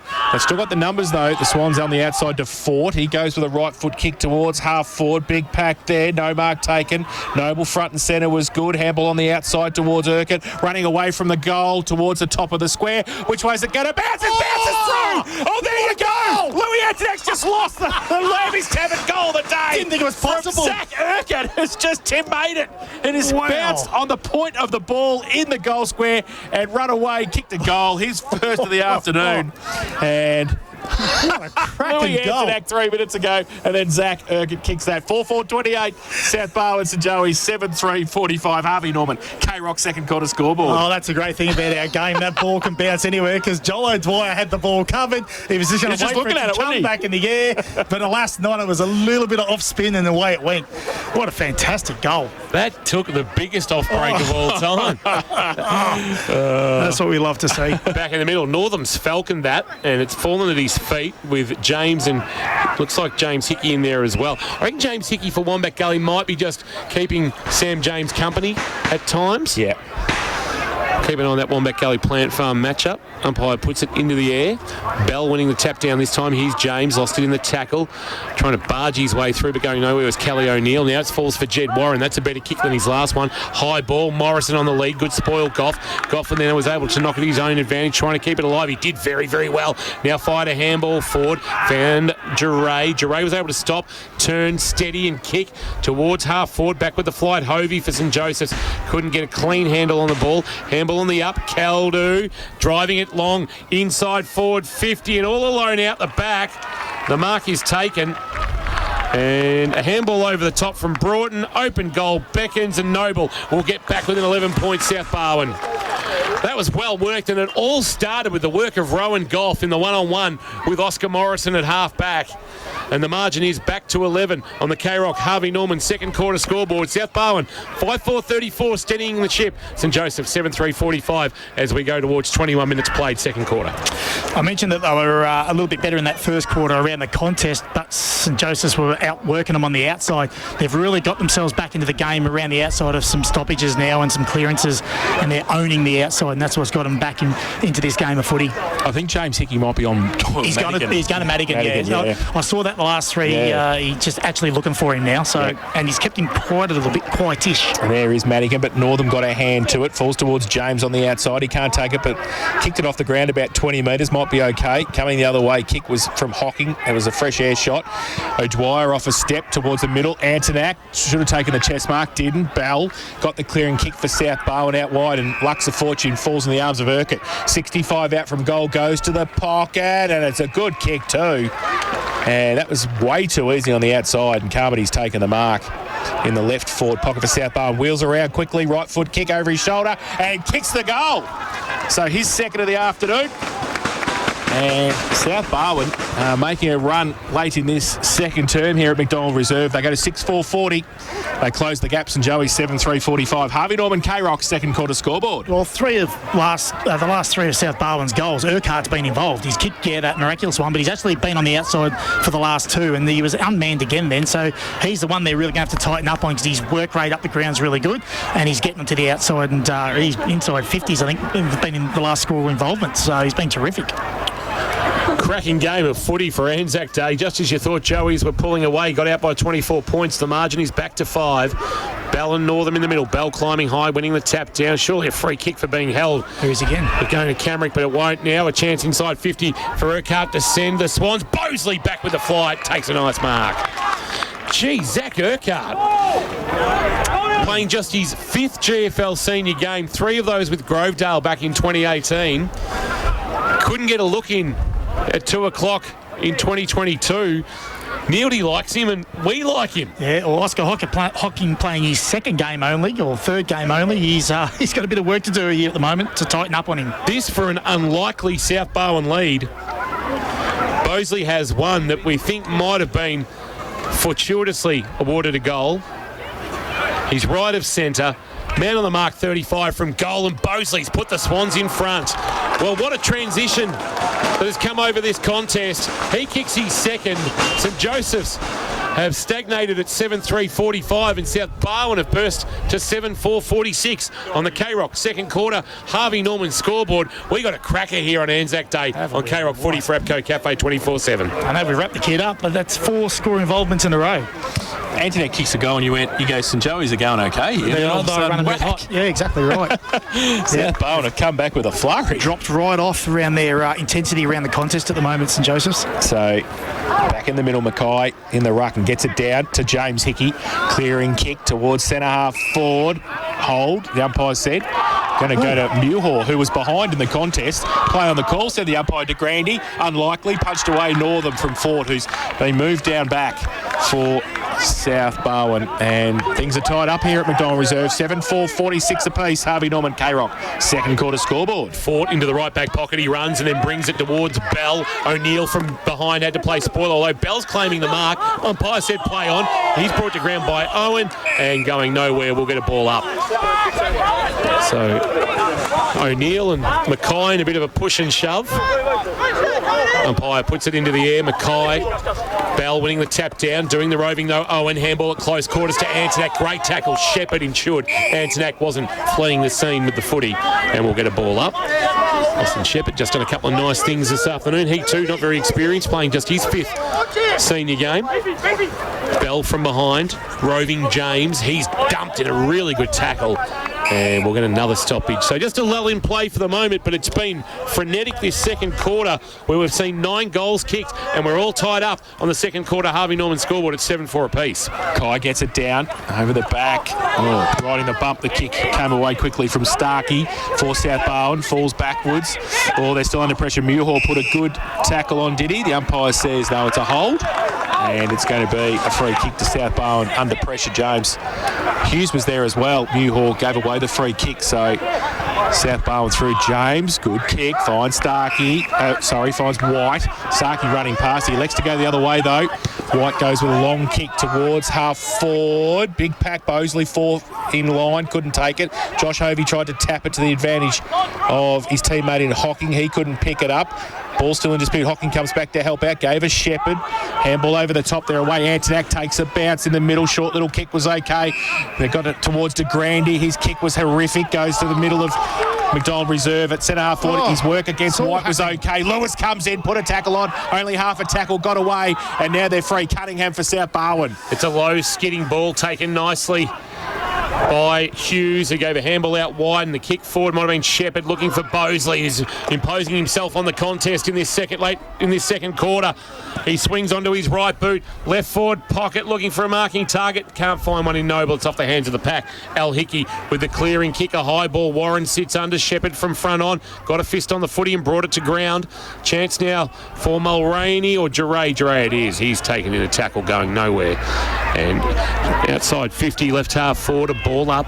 South Barwon in attack with all the momentum, 4 consecutive goals after trailing by 24.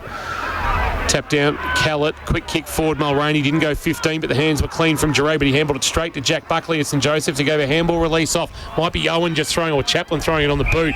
Either way, it's out of bounds on the full at true centre wing. The free kick going to the Swans as we roll towards 27 minutes played on the Port Phillip Ferries time clock. Port Phillip Ferries, there's no better way to travel as we just wait for the Sherrin to find its way back into the arms of Rowan Goff. Yes, K-Rock zone on centre wing. Goff measures the pass to half forward, off the number of hands, falls to the back. Again, the ball, Caldu tried to get it away. McLaughlin came back to help out. Al Hickey's handball, outboard to McLaughlin, picked it up. Got the quick kick away under pressure towards Lewis, doesn't sit for him. Goff gets back there to Grandy. Oh, he dropped the football with the tackle. Umpire says play on Antonak. Needs some support. Got the handball out though, and it's all South Barwon through the middle. Jake Peters, handball forward to the footy. Oh, that's high. That's late on Chris Hughes. Should be a free kick down the field, and it is. And South Barwon will take it at right half forward. Mark taken anyway, Jace. Well, there you go. So, Guess who? Is he in trouble? Is Rowan Goff in trouble as K-Rock zone? Massive chance. Well, Zach Urquhart has got it. And he goes short. So, measures the pass. And Jake Peters has taken the mark 50 from goal. He's lost, Jake Peters. There's a chance to get this back, Urquhart. He's just slowly sneaking. No, he's drifted out. So Jake Peters, Bannockburn Premiership player in 2019. Has it in front of a very big crowd here at McDonald Reserve. It's just clouded over slightly, but weather still fine and the flags barely fluttering. The Australian New Zealand flags on the social club, and Peter's showing why he spends most of his time in the back half of the ground. He's put that out on the full to the near side. It never looked like it.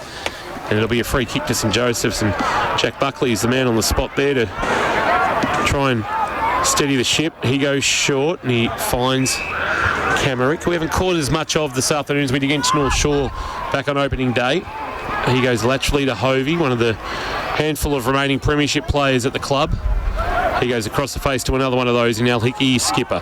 He well waits a kick to Chaplin, who marks in front of where the old scoreboard used to reside here at South Barwon. And then there's a little short kick. There's Chaplin again, and he goes to Al Hickey, and geez, Hickey's just racking it up, and if we were to play a draw, maybe he's winning the medal. He comes inboard to his brother. Oh, geez, some interesting move from Kelly O'Neill. Sees Hickey on his back. He's paid the mark, gets to his feet. He comes laterally to Buckley, who had to be strong in the hands as he was confronted by Carmody. Hit the ground running and hits up McLaughlin. He does, who takes a good mark overhead, gives it away to Buckley, who followed it up. Terrible kick inside 50. Real worm burner at the back, South Barwon. Back to whence it came, top of the half-forward line. Oh, one-hander. And that's Hocking, I think, who got it in the end. That's 50, actually. And then he gets a left foot wide towards Henderson. Has to make up a bit of ground. He can't take the mark. Needs some support or the boundary line. He finds the boundary line right in front of the best seats in the house, thanks to APCO Cafe 24/7. All locked up, Anzac Day, 7-4-46 apiece. About to tick over half an hour played on the Port Phillip Ferries time clock. Like I said before, please. It's waiting for the crowd to be behind the fence, not under it. Boundary throw in. Mackay and Callett, no clear winner. Mackay took it after it bounced, gave a handball to James Hickey, who fumbled, time to recover, tried to fire a handball to Owen but missed him. Mulroney, handball back, Urquhart, neat little kick but didn't get to Shepherd. It's stolen by James Hickey, who on the bounce sends it to Northam. Northam spins out of a forward tackle and kicks a wonderful goal. What a finish from Ollie Northam. That's a contender for a Lammy's Tavern goal of the afternoon. He was in a one-on-one with Fort and he just did a little shimmy to his left, able to get some separation possession, snapped over his left shoulder, finished nicely, the big man, and St Joseph's go back to the lead. 8-4-52, South Barwon. 7-4-46, second quarter. K-Rock, Harvey Norman scoreboard. Well, we know he's very mobile. He's averaging a goal a game at the moment in these 3 games, but to have the luxury of Mackay doing the ruck work there and winning the ruck work, getting the clearance himself, and then having Ollie down forward, it's a luxury to have. Back in the middle, Camerick roved beautifully off Mackay. Breaks free, right foot kick inside 50 again to Grandy. Can't take it, Northam. And McLaughlin there, close to the boundary line. Northam had it, lost it, needs to get it back, can't do so. Boundary line beat him to it, and it will be a throw-in. St Joey's into attack, 35 around from their goal. Possibly a late chance. There we played 31 and a half second term, Port Phillip Ferry's time clock. And Bell in front, Northern from behind, tapped on by Owen. Getting across there was Hughes for South Barwon, dumped straight away. The umpire says, throw it in again, thanks. We'll have another boundary throw in. 10-goal quarter. Oh, it's been action-packed. This quarter's nearly as good as the games we've seen this year, Jace. Yeah. Just this quarter. Yeah. Ball back into play. Northern favoured by the throw-in. Double palm down to James Hickey. A high floating kick for St Joey's inside forward 50, but Madigan's there trying to burst away. Got a kick away that eluded Bell. Picked up nicely by Caldo, and the skipper for South Barwon gives it back by hand to Bell. Oh, wonderful tackle. James Hickey took him out of bounds. He hung on for the ride there. James Hickey was fighting out of his weight division. He was looking for the try line. It was sort of super heavyweight versus cruiserweight there, and the cruiserweight won. So Bell in front, got it down to the front as well. Sam James, kick around the corner towards centre wing. Handball from O'Dwyer to El Hickey, back inside 50 to Grandy. Put the hands up, siren sounds, half time. Anzac Day, McDonald Reserve. We've got a good one here. 8-4-52 St Joey's. They lead South Barwon 7-4-46. 5 goals apiece in that second term. Joey's got out to a 24-point buffer. Then South reeled off 4 consecutive goals to take back the lead by a point, but a wonderful piece of work from young big man Ollie Northern puts St Joseph's back in front by a kick at the main break. We'll head down boundary side. Jane Birch is just loitering with intent to hopefully have a chat to somebody before we go to the break. Birchie, down to you in front of what is a very, very big crowd here at McDonald Reserve on Anzac Day. Down to you, Birchie. It is a big crowd, and they're all streaming on to have their half-time kick of the footy. It's Morrison going forward again for St Joseph's, which is we know he can take a mark, but obviously as we see Jack Mullen, he's just limping in front of us here with that hamstring very heavily iced, and hopefully it's not too serious. Harrison White is a concern for Grovedale, we understand. That's going to have some weeks attached to it, potentially 6 to 8, which is a massive blow for the Tigers. So we hopefully will be seeing him at some stage, but he just creates so much run and carry for Grovedale. So sirens going off in the background. Hopefully nothing too serious with that. Just a quick change down back. Jack Buckley's going to Urquhart, so... And Cocking's got Caldo, which would be a big ask for the young man for Wombat Gully. Third quarter for Geelong Bank. Here's Jace. Northam got it down. Hunter Lewis came off the line at half forward to try and take it with him. Madigan over the top of it as well. Left it. Northam wrapped up by his opposite number, Bell. Mulroney's handball towards Hughes, who came off the wing. Got tripped over by his teammate. Ball still spills free towards James, who gets the handball on the outboard. Might be okay if Duray can pick it up. He can now, and he breaks free. Right half forward, 55 out, gets it in. Broughton got a hand to it. Tried to tap it to his own advantage. Then he picked it up, then he got wrapped up, not going anywhere. Good defensive pressure that came there from you-know-who. Yep. Al Hickey, and it will be a ball up 45 out from the South Barwon goal. Nice little match up there as well, Broughton and Hickey. Tapped down by Callet. Antonak tracking the footy, couldn't take it cleanly. Hughes for South Barwon. Tried to just shovel it into the path of Noble. Broughton, good pick up. Tried to step through Al Hickey. Then his kick smothered by James Hickey. Al Hickey dived on the loose footy, and then it spilled out for Buckley, but the umpire had blown the whistle just as Buckley was decamping the scene. And we'll get a ball up. If one Hickey doesn't get you, the other will. They work in combination. It's not quite the Cray brothers, Chris and Brad Scott style, but they do make life absolutely a nightmare for opposition forwards. A tumbling punt from Al Hickey went looking for Muhor. Ricocheted off his boot back towards Duray. He's dumped by Muhor in a tackle going nowhere, and 40 out from the South Barwon goal. We'll get a ball up. They trail by 6. Joey's 52, South Barwon 46 on the K-Rock. Third quarter, Geelong Bank scoreboard. Callet, Northern pushes him out of the way, gets a double fister. Muhor pushed Duray over and also kicked him in the head nearly. He just went straight through him, and Geordie Muirhall was going, I don't know whether I did, but the umpire said, yes, you did. And Duray will take the free kick and will have a set shot for goal from 50 out, 45-degree angle. Fancies himself from here, Jason. He does. He went back very deliberately, didn't he? Said, I've got this. Wasn't going to pass it to anybody. No chance. And no real South Barwon movement in the forward line either, so I think they think he can get the distance as well. They know something we don't. Yep. Might do this at Thursday night training, does he? He comes in, right foot kick, and has got the distance just, but accuracy misses to the far side and through for one behind. The first score of the third term here at McDonald Reserve. And 7-5-47, South Barwon 8-4-52. St Joey's Geelong Bank K-Rock third quarter scoreboard. Camerick kick to Hickey, gave it back to Camerick, and now sends it on to Owen. Owen's kick to Hennessy is nice. Hennessy a handball inboard, point of the square right, half back to Smith. Smith to Antonak, Antonak to James Hickey. Hickey through the centre wicket area, drives a kick inside, forward 50, good build up, and back with the flight. Starkey judged it nicely, not a great kick coming in from Hickey. The corridor he wants, and he's got White still inside defensive 50. He now averts his gaze towards the outer side of the ground, and it's a poor kick. He wanted Duray, but Northam judged it best and used his own ability to cut across and take the mark, and he has it at left half forward. Northam sends St Joseph's inside forward 50. Morrison put his hands up. Boyle was spoiled away. Ball was spoiled away, and it's now out of bounds for a boundary throw. And right next to the left-hand behind post at the Clairvaux or southern end of the ground, the 10-pin bowling end of the ground, the old Leisure Link end of the ground. Correct. It's got plenty of names. Here's Jason Doherty in the third South quarter. Barwon Secondary College too, Tom. It was between the Tech and Clairvaux. Yes, boundary throw in. Morrison got it to the front. Now South Barwon got the numbers just to get the ball free. Goes out wide. The ball came from Hutchinson.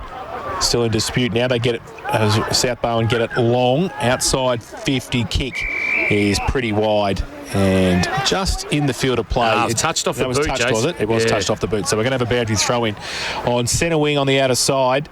So the Swans have moved it around outside their defensive zone. Short little boundary throw in. Callett got it away.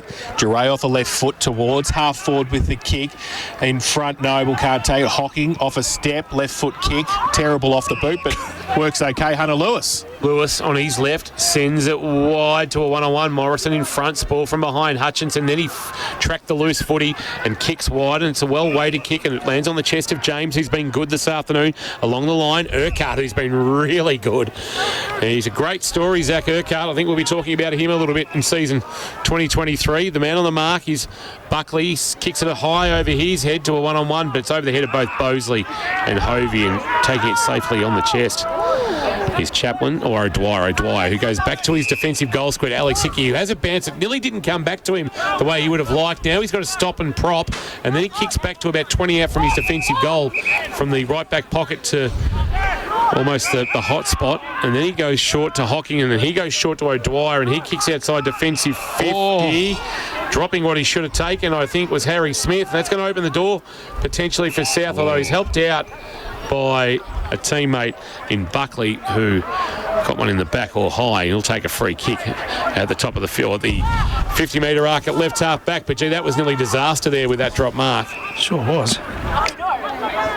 So Buckley from half back towards the middle of the ground. 30 line, Fraser Fort. His name written on it. Switches the play. Dangerous kick, might be okay. Far enough for Broughton, who took the mark inside the centre square. Plays on quickly, wants to get it going towards Bosley. Got a couple on him in front. Mark taken. Joel O'Dwyer just backed himself and took the mark in front of Bosley. Kirsch is coaching from the box. He wants people to move. Yeah, there was no movement anywhere on the ground. Now the ball over the top. Smith has to get around. Duray does so. Shows him a clean pair of heels. Gets it away by hand towards McLaughlin. That came from Buckley. He goes towards centre wing. Crowd to loose man to Lewis. Past Fort. Right on centre wing. Goes long. Inside. Half forward. Getting back there. Morrison. Over the back third in line. If you don't worry about it, is Hennessy, who just tracked the ball beautifully, running back from half forward and took the mark, and will have a set shot for goal from about 48 metres out in front of the scoreboard. Left half forward, southern end of the ground. Quickly turned his back, Hennessy. He did. He's a lovely kick of the ball, but you said it, Jace, there was no movement. Maybe fatigue is starting to creep in, trying to make the ground big and spread it and open it up the corridor or things like that. So it seems to be going out of the game a little. John Oates comes in, kicks a goal! Ollie Hennessy kicks his second of the afternoon. That's what he can do. And that's why he turned his back on everybody. He went, no, I'm doing this. I'm going to kick the goal. And he does. He kicks his second. And St Joey's, they finally get the first of this third term. 9-4-58, South Barwon 7-5-47. Geelong Bank K-Rock third quarter scoreboard. I know we talk about Buckley and Hickey and how good they've been down there, but Jollo Dwyer's been really good too. He's taken a few intercept marks. He's been getting involved and he's defended the last 3 entries really well. So he also has been crucial down there for rebounding out of their back half and getting it through the mids to their forwards. Essendon 3-2, lead Collingwood 1-4. Gee, if the Bombers were to win, that sets up a mouth-watering Sunday afternoon clash between the Cats and the Bombers in the country game. Callett to do the ruck work in the middle. Northern climbing high. They nullify each other. It falls for Antonak, though, and he's able to burst away a little bit too easily around Geray. Kick inside, forward 50. It's a high, long ball. Good defensive spoil from Goff. Knocked it towards the boundary line. Tracking it is Fort. He used a good bit of mobility there to kick the ball on his left boot towards Madigan. Madigan is a chance to get it off towards Fort. Fort snaps a kick around the body and taken there by Antonak, who marks on his chest just to send Joey's back into forward 50. Plays on, runs around the man on the mark, goes long with the right foot kick towards the pocket. Goff punched away, good defensive play, pass for Hennessy, and sees it over the boundary line defensively for the home side. So we'll have a boundary throw in deep forward for St Joey's. Probably put himself under unnecessary pressure then, Antonak playing on. He probably could have got it to the mouth of the goals rather than deep in the pocket. So throw in. Morrison tries to take it out of the ruck contest. De Grande got the handball over the top to Camrick. Tries to get around Madigan. Got the handball free. Morrison back to Camrick on the boundary line. Little bit of candy if you don't mind. And misses through for one behind. Calf was all right then, Jose? Calf was okay when you're 20 metres out from goal. Don't worry about that, Kirsch. Kicking a banana. Yes, a banana. 9-5-59 St Joey's, South Barwon 7-5-47. Geelong Bank K-Rock third quarter scoreboard. Kick in to the right back pocket, marked by Starkey. He goes short and finds a marking target in Cunningham. Cunningham goes short to White. White has about 30 from his defensive goal, but nothing really presenting. Bosley's going to have to be the out here potentially if he brings a broadcast side, and that's the way he's going to come now. It's a low ball. It does Goff no favours, though. He takes it on the bounce, does okay. Got around Mackay and gave a handball to Ford. Ford sort of Gaelicked it, sort of one hand up, then hacked it. Ford. Bosley with the one hand took the mark. And that'll be 50, I reckon. Well, Bosley's claimed the mark. It was a good one too, a Hamlin hanger contender with the one mitt. Now a floater, but it's going to get to its intended target, and Starkey's got Peters out wide. It's a kick that's partially smothered. It'll find its way there. Handball, James, bang! Hickey could have picked him off, but didn't. He affected the handball though. Muir, handball back to Hovey, but Hovey's turned it over. Callett, quick release. Madigan, 55 out, finds the target. Noble, who marks 40 from goal. And we'll have a shot to pull the margin back to 6 points. Oh, James Hickey could have put Sam James somewhere into 2026. Fairly too. Yeah. But you don't want to see that these days. No, that's something's gone out of our game. But geez, in the old days, that was gone. That's your old-fashioned hospital arrangement. It certainly was. Lockie Noble for his second, and to cut the margin back to 6. Starts it right, works it back. Nice finish from the former Mottawari product. He's got his second of the afternoon. He's got 92 now at GFNL senior level. And the margin is 6 on the K-Rock. Third quarter, Geelong Bank scoreboard. Geelong Bank's 1-2 home loan. 1% less for 2 years. South Barwon 8-5-53. St Joseph's 9-5-59 in the experts chair. Thanks to the Sporting Globe. Here is Matt Kershaw. Well, after that little tackle, hip and shoulder, whatever you call it, there was just 2 turnovers for St Joseph's, and someone like Dor Madigan with ball in hand, he's not going to waste it, that's for sure. So just the fatiguey kick from Hovey there, just back to the opposition, and they got an easy entry inside forward 50. Back to the middle. Callett having a run in the ruck and gets it down as well towards O'Neill. His handball running off half back. White kick was smothered by Northam and did the second effort as well and got the handball away. Henderson thought about the handball, went the kick, probably should have gone the handball because it's been turned over. Cunningham takes the mark. He gets it out wide. And now Hughes from centre wing inside 50. Was that a push? The umpire said no. Play on. Goes towards Carmody in the Antonak pocket. Gets around towards Bosley and also towards Broughton. And they raffle it. Johnny Broughton takes the mark. 20 metres out directly in front. And good play on the up there by Carmody to bring it back in. So Johnny Broughton, who hasn't troubled the scorers yet this afternoon, you'd think he would. I've seen 2 misses from there today. Yes, we have. This to, again, bring the scores back level. Northern end of the ground, Johnny Broughton. Comes in, right foot kick, kicks the goal. His first 9-5-59 apiece here at McDonald Reserve, Geelong Bank, K-Rock. Third quarter scoreboard in the expert chair. Thanks to the Sporting Globe. Watch every Cats home and away game at the Sporting Globe Geelong. Here's Matt Kershaw. Another goal from turnover, Jace. So it was a turnover in the corridor. Henderson tried to weave an impossible kick out to the half-forward flank, but it was cut off by their defending winger rolling back, and away they went inside forward 50 again to an easy mark inside forward 50. So we're going to see that a bit, I think, with that fatigue setting in as we spoke about, and just that turnover is really going to hurt you because you're caught out of position and you haven't got that energy to keep pushing back defensively. Umpire tosses it into the air. Mackay got high, maybe on the tap down. James Hickey, the roving, to the voice of Warren on the near side wing, confronted by Fort, but looped it over the top to Northam. Northam hacks a kick inside forward 50. Good spoil by Goff, but it's going to be cleaned up at the front by Hannessy. His handball was partially smothered, was good work. Might have been Duray, and then through traffic, he kicks to the wing looking for Big Bell. Couldn't hang on to the mark. Mackay front on, did okay to spoil it. Bosley head over it in the loose footy. Took it well off his bootlaces and then ran into a 2-man tackle, Warren and Mackay. Saying you're going nowhere, and we'll get a ball up true centre wing, broadcast side. Bell gets it down. Road Muirhall got it. He's on hands and knees out to get the handball out. Mackay, he gets ripped off the football, gets a hold. He gets smashed into a South Barwon player as well on centre wing. And it's going to come back to Mackay. It's Kelly O'Neill in the hands of the trainers. Oh, Angus Mackay kicked. He dubbed the little pitching wedge there, and it goes in. Is that holding the ball? It is. Forgot he was a ruckman, Jace. Short little kick, and tried to get it to Oscar Morrison, who got wrapped up straight away. And the Swans are going to take the free kick back into centre wing and drill the ball back towards half forward. Chaplin uses the body beautifully for Al Hickey to just take an uncontested mark at half back, right in front of the best seats in the house, thanks to APCO Cafe 24/7. At right half back, it's a high helicopter kick. Fort best placed underneath it. He couldn't mark.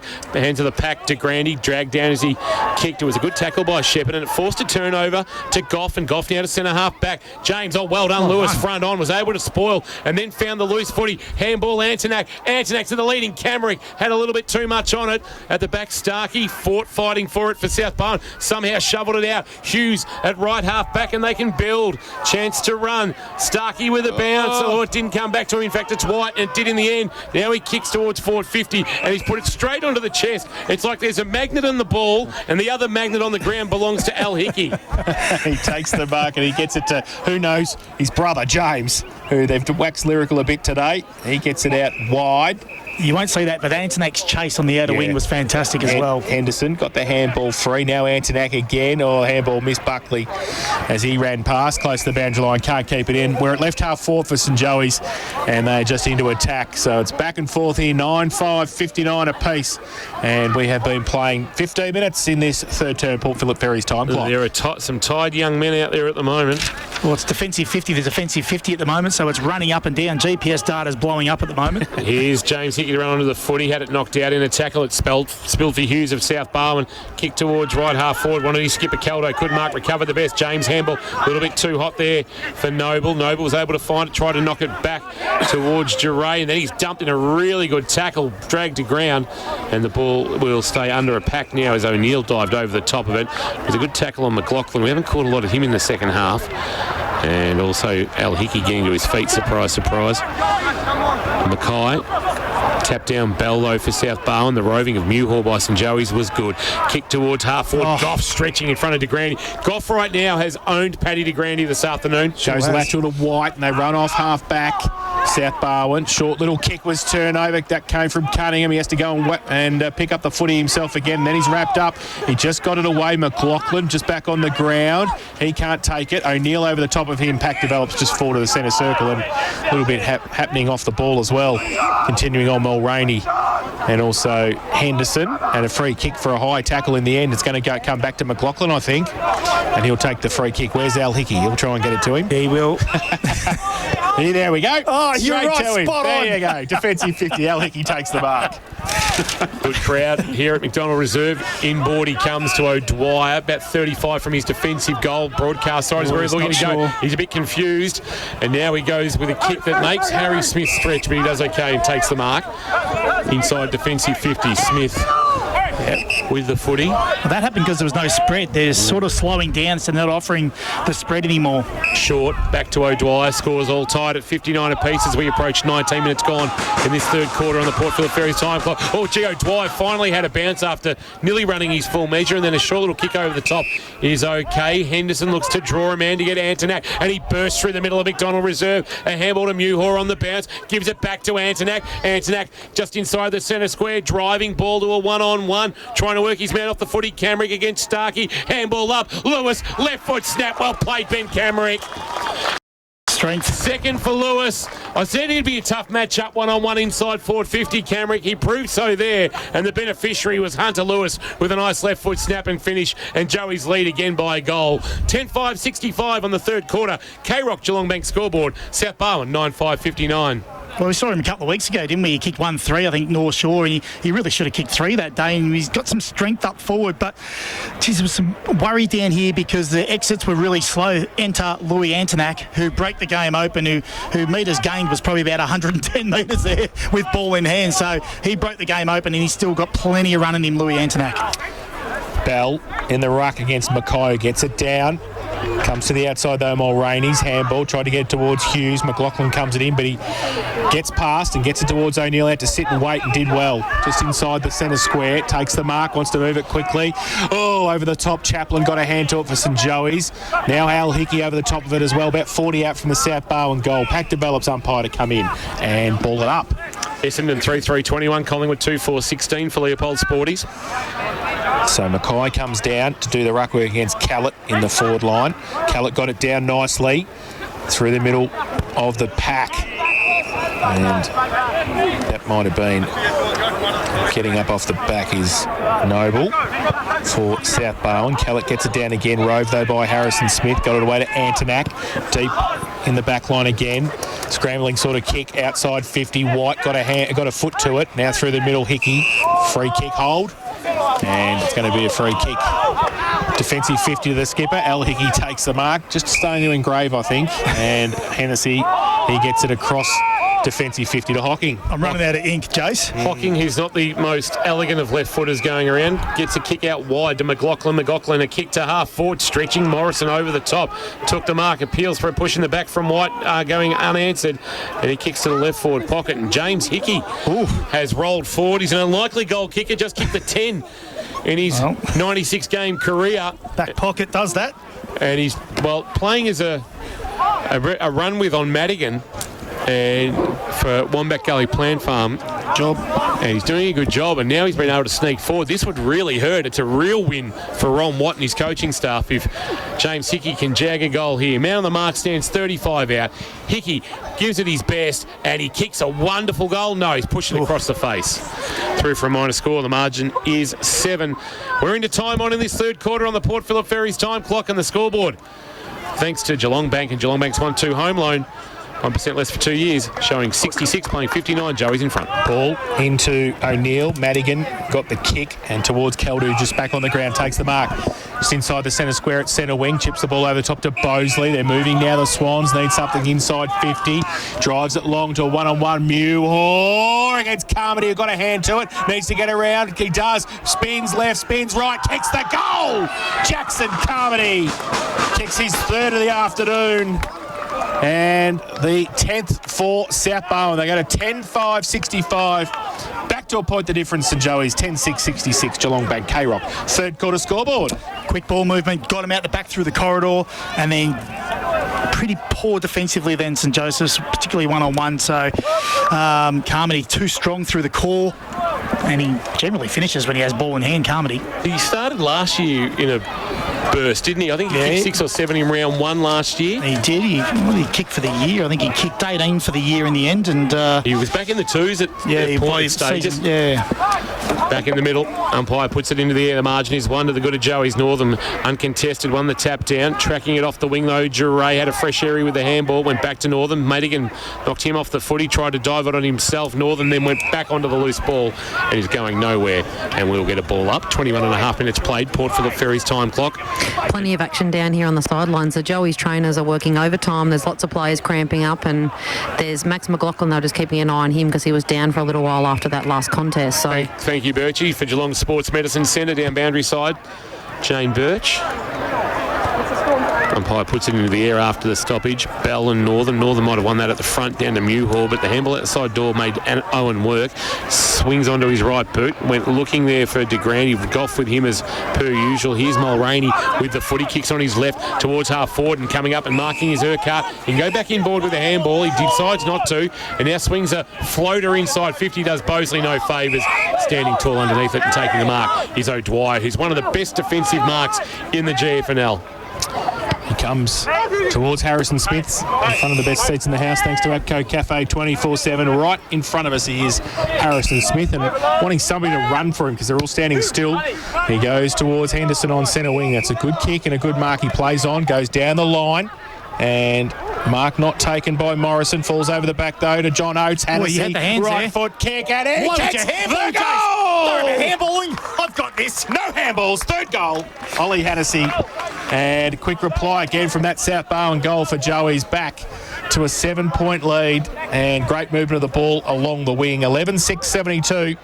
They lead South Barwon 10-5-65. Geelong Bank K-Rock third quarter scoreboard. It was still a little bit stationary coming along this outer wing, but Henderson just ran into some space because South Barwon were actually zoned rather than man on man, and he was able to pick him off. And then on that occasion, they got South Barwon out the back. And old Hannessy said, "Don't worry about the handball, Maxi McLaughlin. I've got this, son. It's only your second or third game.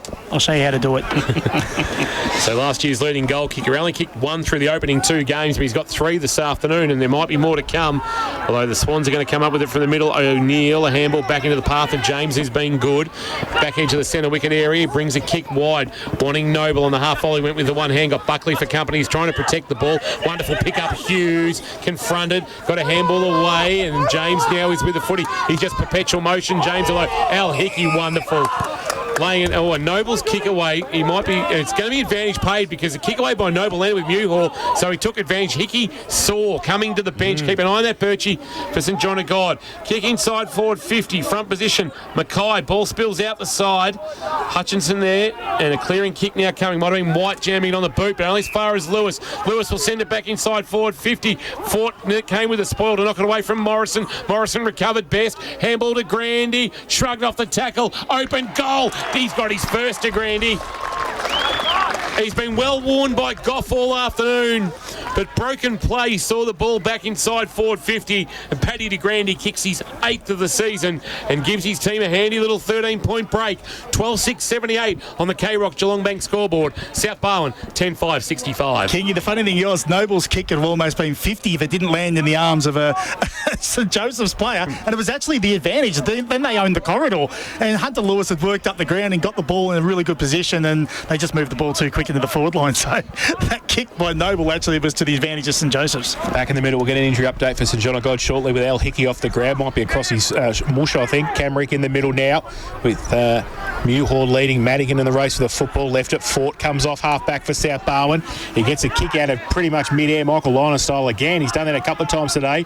Caldu wrapped up, gets the handball away. Oh, his teammate didn't do him any favours. Callity dropped the football straight away on the point of the centre square, and it's going to be a ball up. Down to you, Jane.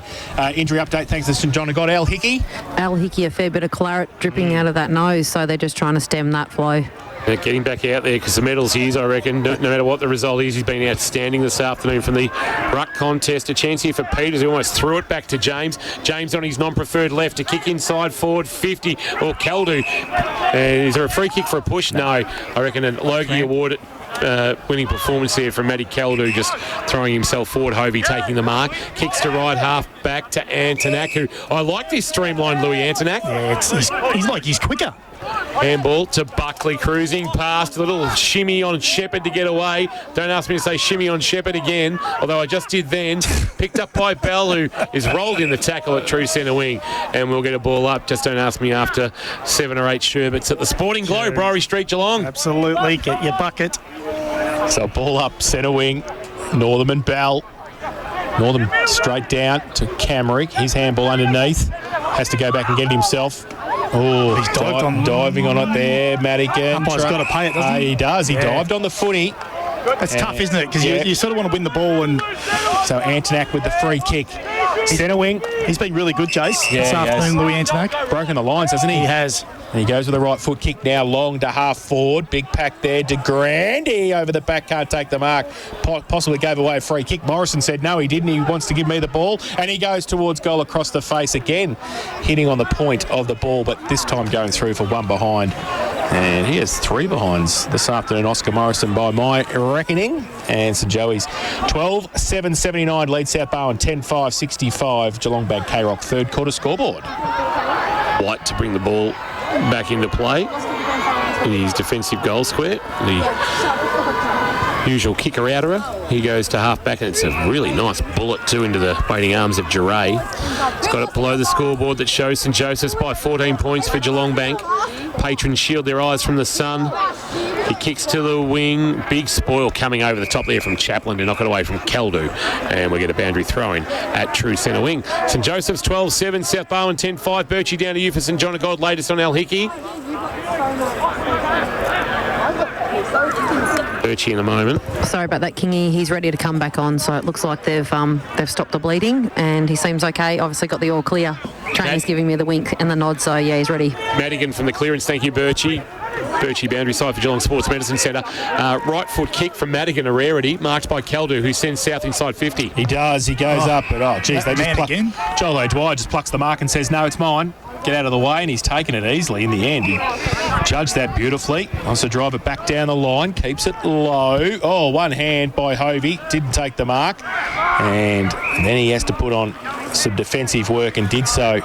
Kept the ball there and might have also given Matt Keldu one to go on with as he was on the ground as well. 2 pretty big blokes there, Keldu and Hovey. So we're going to have a ball up, boundary throw-in, in fact, on centre wing on the outer side. Northam, that's a hold against Callett. Umpire says play on. Ball, James to Mulroney off a step towards half forward for South Barwon. No mark taken by Broughton. Gets it away by hand. Just dribbles inside 50, but St Joey's again off a step. Henderson. Siren sounds 3/4 time. And, after scores will level a couple of times in that third term. St Joey's 12-7-79 leads South Barwon 10-5-65 at the final change. They've won 8 straight on Anzac Day against South Barwon, and they've won 15 straight overall. Can it be sweet sick the fundage from today? 12-7-79, 10-5-65. We'll keep an eye on some Wombat Gully Plant Farm matchups. Looks like Antonak and Madigan are not too far from each other, and right now Hickey has got Mulroney. It changes over. Some stoppages, they sort of don't go to each other, but in transition, Hickey certainly is right next to Madigan in his back pocket. Harry Smith has come into the middle. He has. So next to Sam James. That's that rotation where they're down one, where they've got to actually flick players in and out to keep those rotations going and to keep the players fresh. So Smith will be that new one introduced. It's been a decade of dominance by St Joseph's over South Barwon. Will it continue? We'll find out over the next half an hour or so. We've got to cast our votes for the Anzac Day medalist as well here on K-Rock Football. Harvey Norman final term. Here's Jason Doherty. So Ollie Northam and Ryan Bell. And there is Harry Smith straight through the middle, getting the first possession of the final term. And Ryan Bell wrapped up in the middle with a big ruckman for South Barwon, not going anywhere. All tied up at the MCG, 35 apiece as we approach half-time. The ball up, Bell gets it down. James had it, lost it, got it back and got the kick away. Duray got a hand to it in front of McLaughlin. Goes towards centre half forward with the kick, punched away from behind. St Joey's working overtime. Harry Smith back there to help out. Chain of handballs. James Hickey back to Hovey. He gets it out wide. St Joey's go nice. Henderson came from the wing, took the mark at half back and drills it back inboard and finds Harry Smith again. Smith on his left sends it to the run of Morrison. Morrison, who looks to be behind Hocking, I should say, and he kicks on the left, bouncing ball. Warren attacks it, goes one way, then the other. Oh, steps around, breaks the ankles of Ford, and then a kick inside forward 50. Wants to Grandy, good spoil by Goff. He's been good all afternoon. Taken to ground in a tackle at the back of the pack is White, and we will get a ball up in the left forward pocket. St Joseph's in attack. I was got a sneaking suspicion one more might put this to bed and make it the best part of a 4-goal game, and that might do it for Joey's.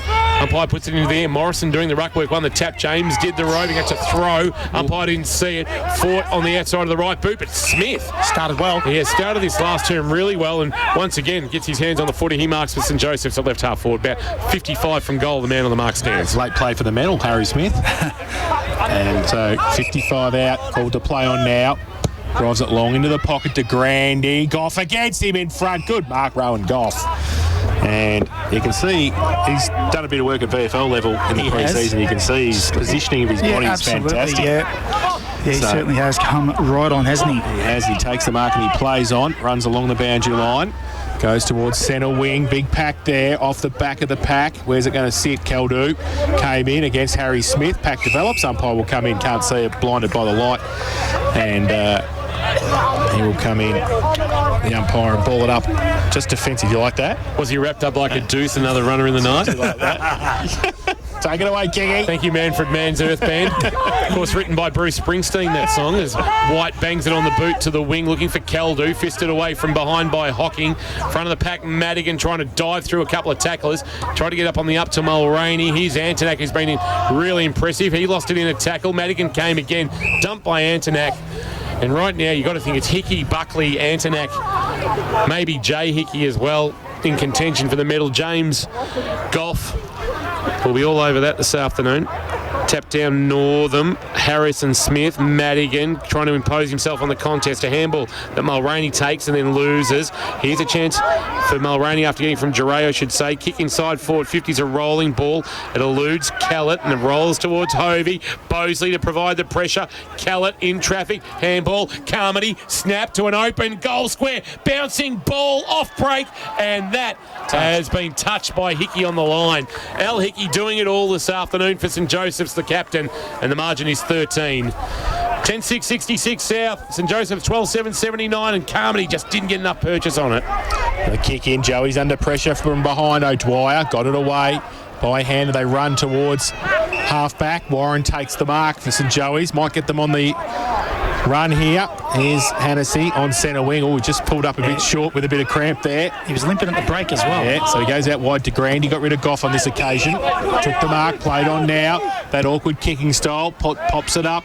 50 out, 40 out from goal. Off the back of the pack. McLaughlin to run onto it. Just has to sit for him and it doesn't. And coming the other way was Hughes, and he got some support from Goff as well. Went left, went right. Oh, dangerous handball. Oh, missed the target. Is that is that on the full? Oh, wow, the handball. Missed the target from Pat Cunningham. Yeah. Goff was running past him. He just completely missed it. Boundary throw in right forward pocket for St Joey's. Yeah, there was no insufficient intent there. Wasn't. As much as Antonak wanted it. Boundary throw in right forward pocket. Can Joey's deliver a knockout blow? James a handball to a teammate cruising past Cunningham outside of the right boot. There's a Joey's play down in back play because the kick went over the head of the Joey's trainer, and that actually fooled Peters. He sort of stopped his progress at the footy.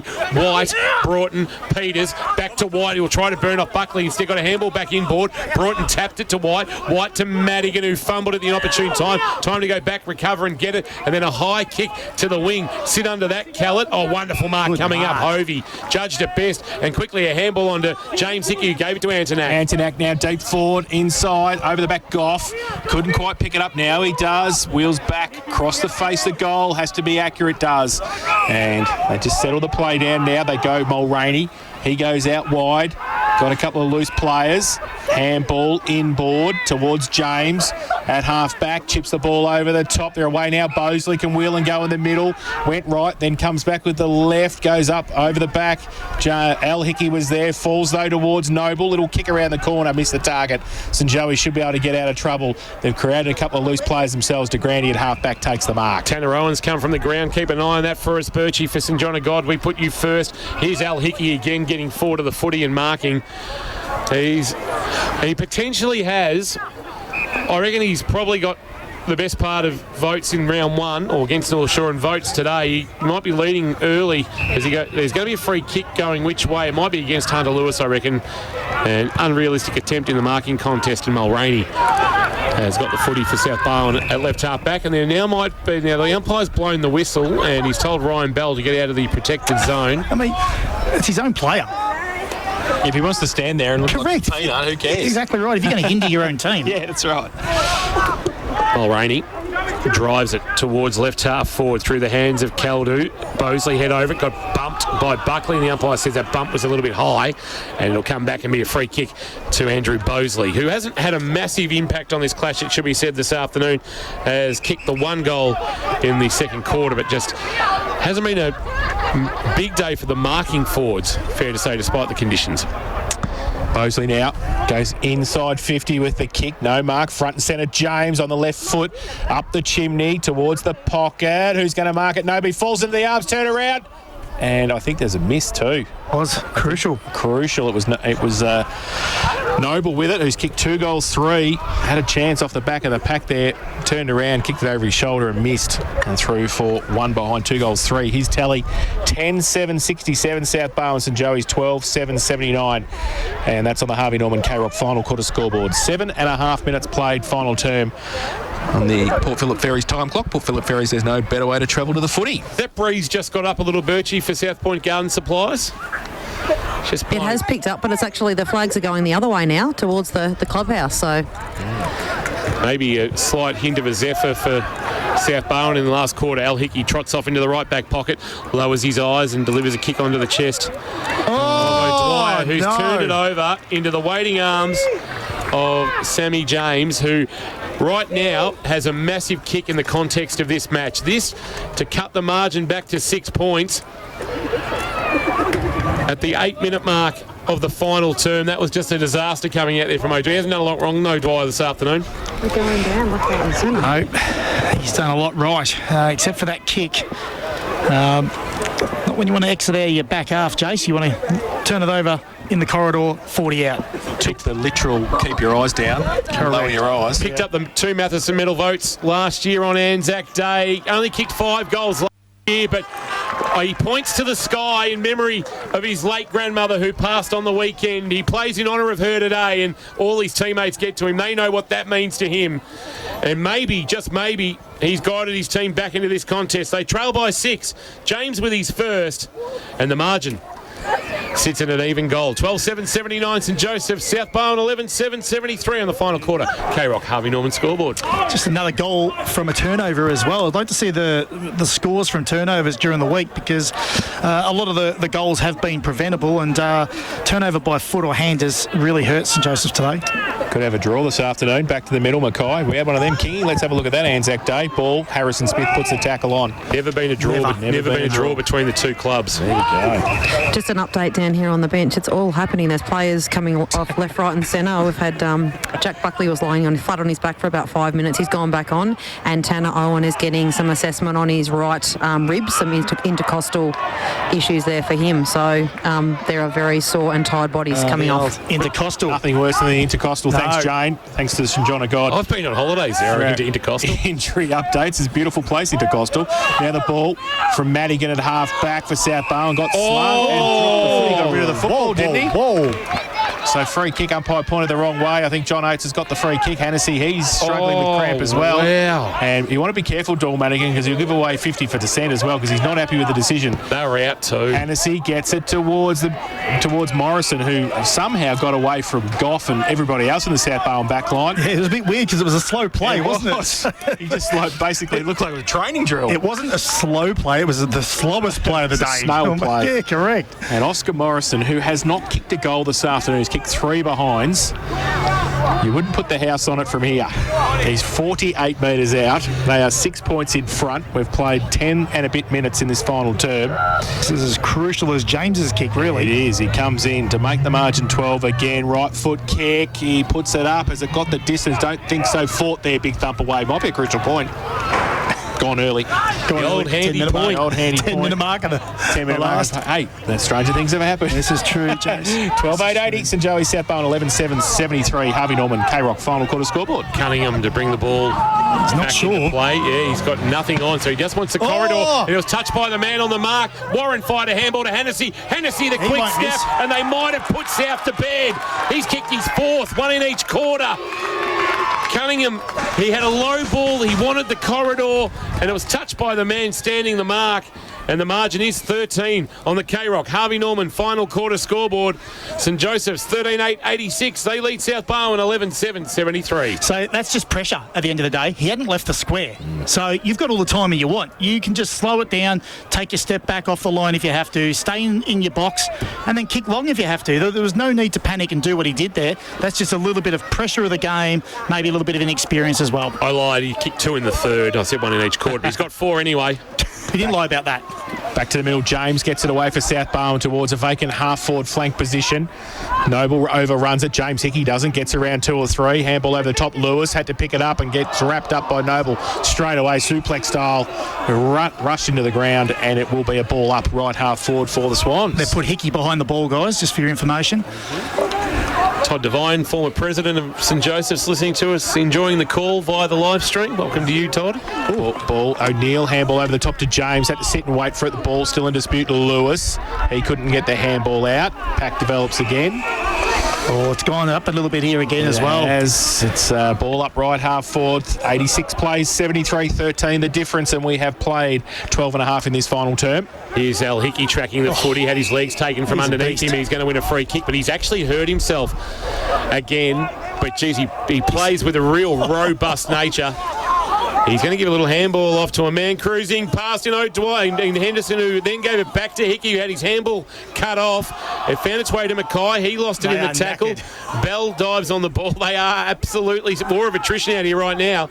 Chance now for Madigan after receiving from Mulroney. Kick on the bounce. Well trapped by Caldu. Turns onto his right boot. Kicks into the right forward pocket, but well placed to mark is Hovey, who fires a handball over the top.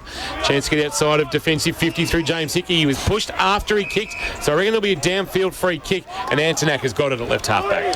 Mackay wants a rotation, but there isn't one for him. He's going to get the ball here. He's been physically ill too. Yeah, he has. He's vomiting earlier. Yeah. So he's calling for a rotation. Then Antonak had to tell him to turn around so he could kick it to him. He's that close to the boundary line. He nearly took it in the coach's box. Yeah. He's got it now on centre wing. Drives it with a right foot kick.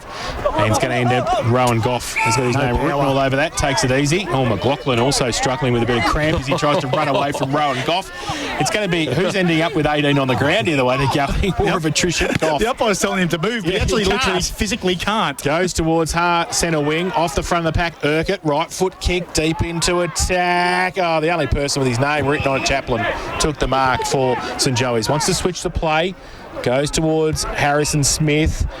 Wants to get it back on the left. Oh, a little bit of candy past Carmody. Goes to the outer side with the kick. De Grandy, always good overhead and takes the mark at half back. And he's worked up the ground there to help out De Grandy, and that smart play. It hasn't been his afternoon for man who kicked 7 goals. That awkward kicking style, but effective this time as he puts it into the eyes of Oscar Morrison, who marks in front of a very good crowd on the outer wing. He comes inboard to De Grandy, and they're just happy to take some time off the clock. 14 minutes gone in this final term, but you've got to be careful of that. He gives a handball off. Smith will want to get back onto his left boot, confronted by Hughes. Now drives a kick inside forward 50. Oh, big fly over the top. Warren with a Hamlin hanger over the top of Hutchinson, took a wonderful mark. And now he quickly wants to kick, and the kick that was intended for Hovey, Fort got in the way, took the mark, and luckily Hovey was sort of in the contest because he brought Fort to ground. No 50. Handball off Cunningham. Inside defensive 50. Touches the ball to ground. Then a low kick that barely went 15. White off his bootlaces. Paid the mark. But the grab taken there by Jed Warren. Really impressive for Hamlin. Goes short to Madigan, right in front of the best seats in the house, thanks to APCO Cafe 24/7. He's going to give a handball to Kirsch, I reckon. He's that close. He plays on now. Left foot kick along the line towards centre wing. They all line up, punched away. Off hands and out of bounds. For a boundary throw-in. They've been playing 15 and a half. Final term, Port Phillip Ferry's time clock. Port Phillip Ferry's, there's no better way to travel to the footy. It would have felt like they've played 6 quarters at the moment, Jace. The lactic acid, the burning in the legs. from the ruck contest. It's tapped down to Antonak, who's dragged down in a tackle the same moment he took possession of the ball by Mulroney, and we will get a ball up.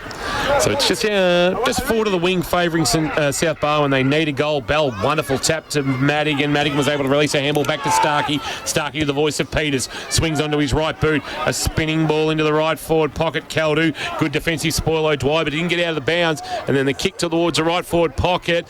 Numbers there for St Joey's to clean up. Buckley's one of those, and his kick to Camerick is good, and he marks at left half back, and he now cramps for St John of God. He's got cramp in a calf. I don't know how you do that together. He goes wide looking for, well, the boundary line. In the end, Ryan Bell was out there. He couldn't take the mark, and it's out of bounds. Boundary throw in centre wing, broadcast side. And there's a lot of tired bodies out there. I'm tired watching them. Yeah, I've never seen so many blokes head for their toes to try and get the cramp ready. So free kick for a hold, is it? Yes, it's going back here to Ryan Bell. Handballs it away to Fort. Goes with a kick along the line towards half forward. Oh, the back Bosley Hamlin hanger! Great work, the big fella. He's cramping too. Yeah, he can't get up after taking that mark. He put all of it into that marking contest and took the grab, and he will shoot the goal from 50 out boundary line, right in front of the Burger van. And we haven't seen a Burger. No, disappointing. Disappointing from the Nield-led Swans today. But anyway, that's fine. We'll never come back. We'll okay. make comment on the canteen and the... Yep, that's right. Yes. Lara leading the way at the moment. Correct. Very nice. Bosley from the boundary line. Right foot kick. Coming back. Offhand. Still in play, I think. Goes to the pocket. Handball back. Off a step. Cunningham kicks the goal! One step, turn around, kick over the shoulder from 40 metres out, and he puts his first on the board. And they bring the margin back to 7 points. 12-7, 79, South Barwon, St Joey's. 13-8, 86. Harvey Norman K-Rock final quarter scoreboard.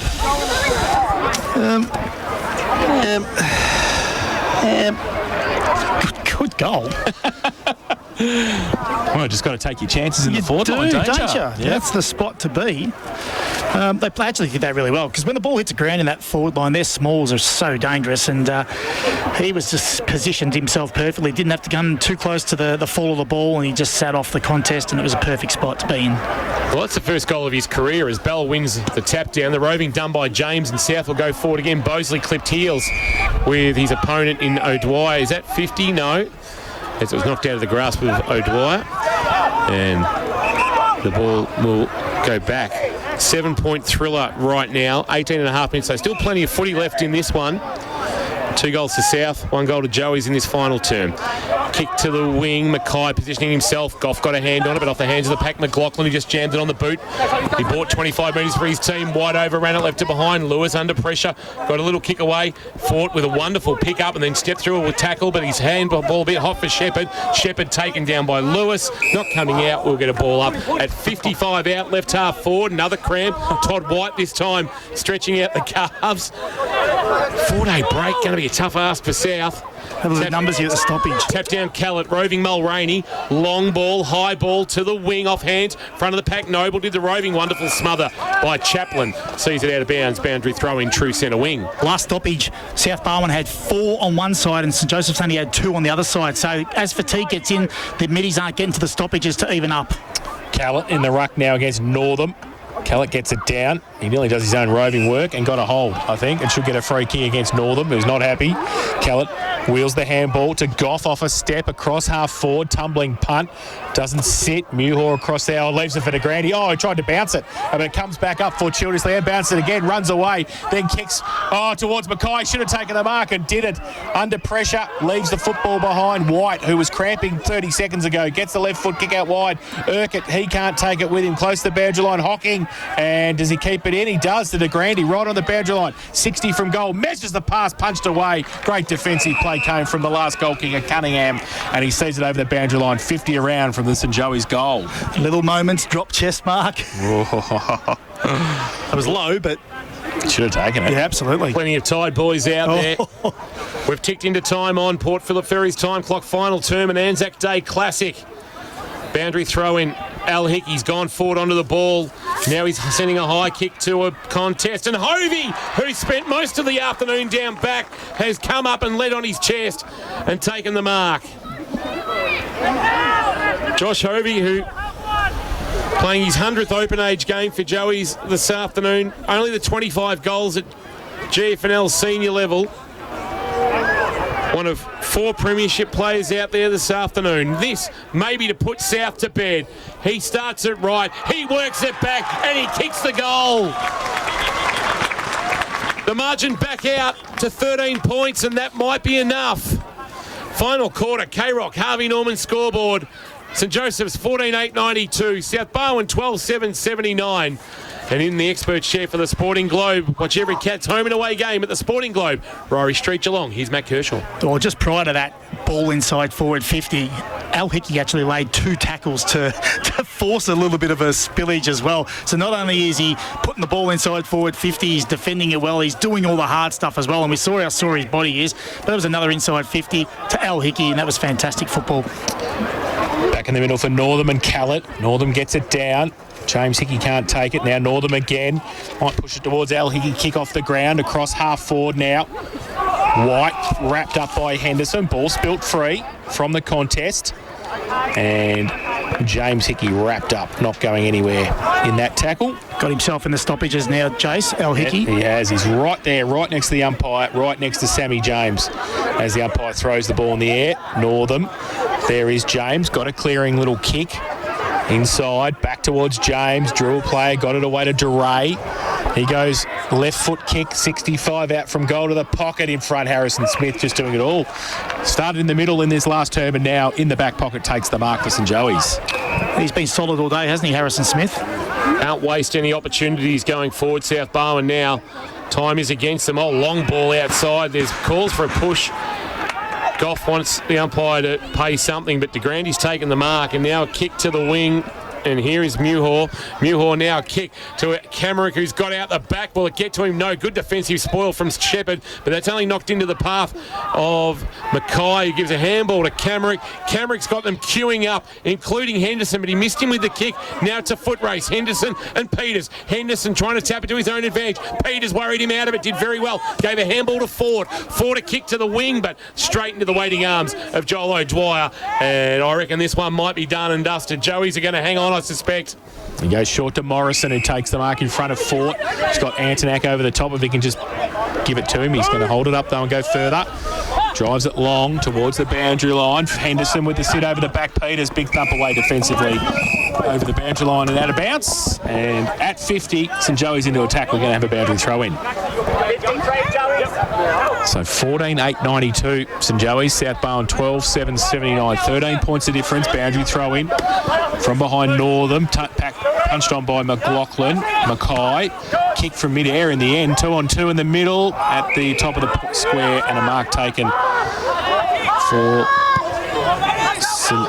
South Barwon towards James, who's got 2 against him. Al Hickey just punched it defensively over the line, and it will be another boundary throw in front of the best seats in the house, thanks to APCO Cafe 24/7. Best 41st player I've seen in the comp. Best. Ball back into play. Northam.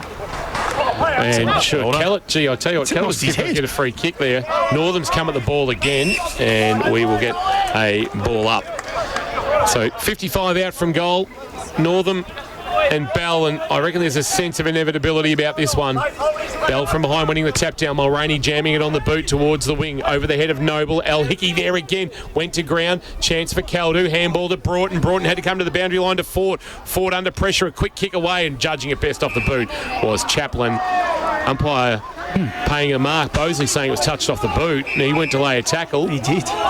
Chaplin now called to play on, just sets it up, a floater that White should mark on the juggle, does, and has to get going. Oh, it's going to be played on. Now, what's being paid here?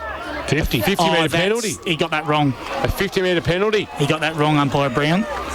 So that will be a 50-metre penalty, and White to keep the door ajar for South Barwon. Todd White not a noted goal kicker, playing his 19th game for South, the Koroit recruit. Only the one goal last year in his first season. He'll start it right. He'll work it back enough, will he? Yes. So they're back within 7, and they stay alive at the 25-minute mark. It won't be a long quarter. We haven't had a great deal of goals, but they move to 13-7-85, trailing St Joseph's 14-8-92 in a cracker on Anzac Day on K-Rock Football. That's a big call. How's that point going from before? Exactly right. That's a big call, and I'm not afraid to say he got that one wrong, but anyway, we move on, and it's, what is that, 26 minutes gone. What do you think it'll go to, 28? Yeah, we've only had the 5 goals. Yeah, okay. So maybe 28. Back to the middle, Mackay. Still plenty of time. Bell gets it down. Mulroney roves it. A little toe poke. But Antonak comes across on centre wing, does well. Traps it. And gets a long right foot kick, but Goff read it the better and took the mark. Northern was nowhere near him there. He chips the ball short to Hughes, running off half back, goes to the middle of the ground. Forward, looks like he's forward, but coming the other way was Joey's defence. Al Hickey, as usual. Henderson on centre wing tries to measure the pass towards Camerick, who's got to get past the work of Cunningham. He dives over the top and gives a handball away to Henderson, who kept going, pushed out in front, and it's a good pass to Hovey. And Felix Henderson did a great job there. Camerick in support, and Josh Hovey will take every bit of his time here in the left forward pocket. There's a little bit of Roman Greco wrestling between Camerick. There's a lot of falling over and carrying on now. There's a lot of tired bodies out there. I wouldn't want to be stuck on the wrestling mat with Ben Camerick. No, I don't either. So Josh Hovey kicked 1. He's about 40 out from goal. Left forward pocket. Just puts it out the top of the square to Grandy. Northam can't take the mark off hands. Goff kept his feet. Pushed it through for a rush behind. Oh, de Grandy wanting the goal, but he didn't get it and through for one behind. They play on quickly. Shepherd plays on from fullback for South Barwon. They just need to attack now. The Swans goes towards the middle of the ground. Callett takes the mark. Got it back into the centre square, the skipper. He goes short to Madigan. Madigan will swing onto that left boot. He just needs a mark inside forward 50. Where's Bosley? Good defensive spoil. O'Dwyer, front of the pack. Harrison Smith to clean up for St Joseph. Carmody, big wrestling move. Dumped him too high, according to the umpire. And that may be it. An advantage will be paid, will it? No. It'll be Smith to get back off his mark as we approach 28 minutes gone. Port Phillip Ferry's time clock. Kick from Smith to the wing. Looking for Mackay, can't mark, back of the pack, Goff, handball underground, looped over the top by Mulroney, or Duray I should say. Now Goff trying to get a handball on, chance here for White, kicks on his left inside forward 50, off the hands of Morrison, who's gone back. Done a little switcheroo there with Morrison and Hovey, and we'll get a boundary throw in left forward pocket, about 25 around from the left hand behind post. So you just have to score from this stoppage to be any hope. South Barwon. Boundary throw in. They've been good in this area. Hocking up against Fort in the ruck contest. Hocking to get it down through the middle of the pack. Hocking got it away by hand. Ball close to the boundary line. Mark taken. Duray on the boundary line. 45 out, plays on quickly. Right foot kick.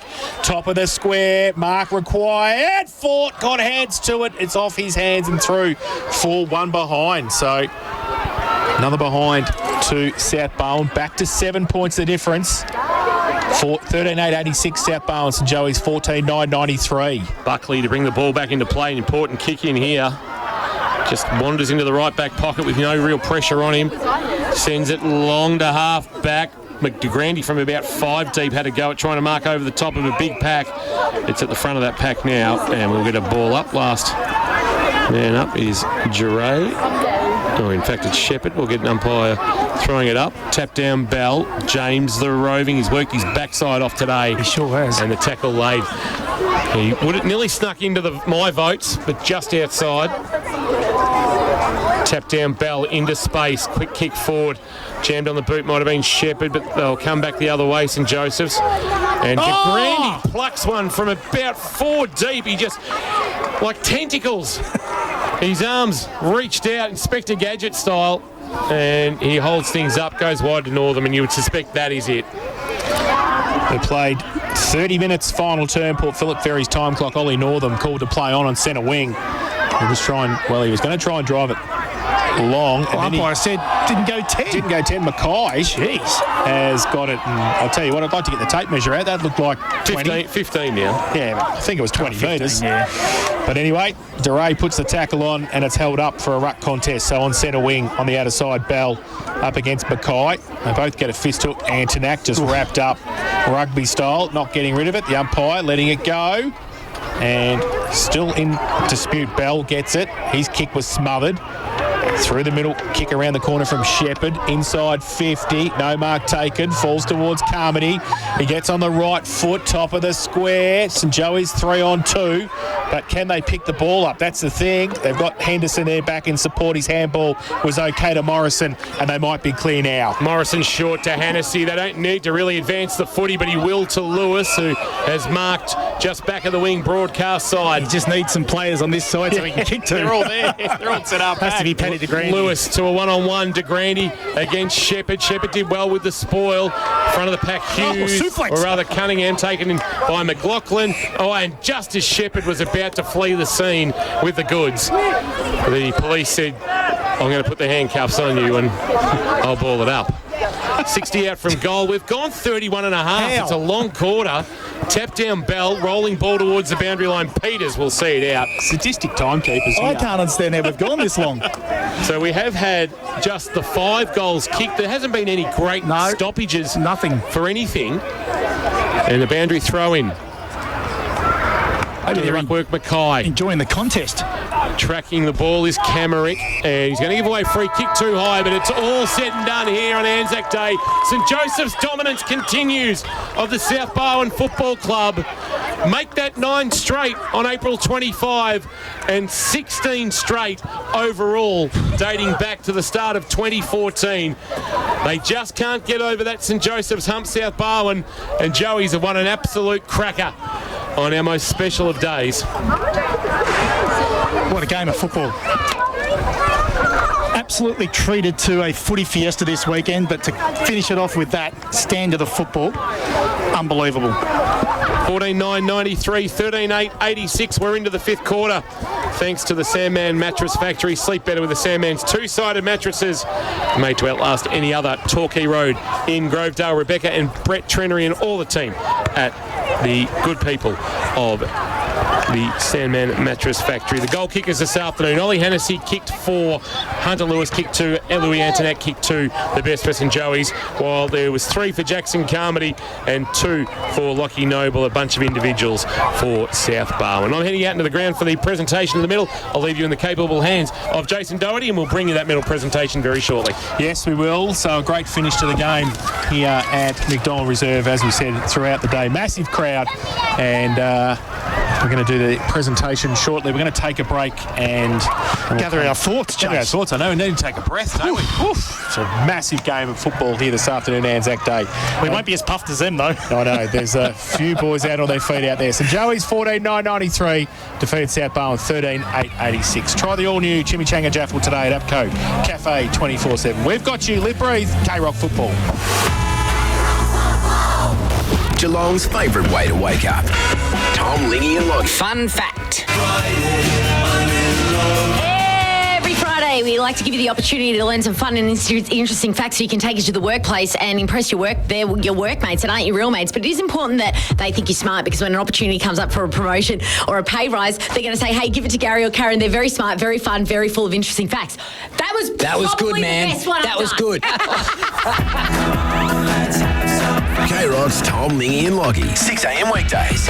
Mimosa Homes 2020 free promotion. Enjoy free home upgrades. T's and C's apply. Ends this month. K-Rock 955. St John of God Geelong Hospital has been the leading provider of private maternity services in the Geelong and Barwon region for more than 60 years, bringing thousands of precious babies into the world. Our maternity service provides you with a unique and personalised experience, with your chosen obstetrician caring for you through pregnancy, birth and beyond. Enjoy your stay in our relaxing private rooms with access to a range of services designed especially for you and your baby. To find out more, see sjog.org.au/Geelong Maternity. Great news, Drysdale. KFC is now open in your part of the world. Drive through, take away, or on your favourite food delivery app. KFC Drysdale, now open in Murdoch Road. Did someone say KFC? Hi, I'm Patrick Dangerfield. When you're on the highway to the danger zone, make sure it's in a Rex Gorell new or used car. Rex Gorell just can't be beaten. They top the ladder when it comes to range, service, value and quality. So you'll only get the best when you buy your car from Rex Gorell. Family owned and committed to Geelong. Do what I've done. Join the winning team at Rex Gorell. Rex Gorell, Fine Street on the Trobe Terrace, Geelong. Visit rexgorell.com.au. LMCTs 1308 8349. Hamlin Homes, celebrating 40 years of commitment, building homes throughout Geelong and the Surf Coast. Hamlin Homes is family operated, born, raised and living in Geelong, and committed to thriving into the future. Committed to building quality, sustainable homes. Committed to supporting you throughout your building journey. Hamlin Homes, built on a commitment to local trades, using premium quality materials, including a roof made from Colorbond steel. Hamlin.com.au. CDBU 52938. Thanks to our number one ticket holder, ABCO. Fueled by ABCO Cafe 24/7. Not sure. Play. Yeah, he's got nothing on, so he just wants the corridor. And he was touched by the man on the mark. Warren fired a handball to Hennessy. Hennessy, the quick snap, and they might have put South to bed. Goes with a kick along the line towards half forward. Oh, the back Mosley, Hamlin hanger.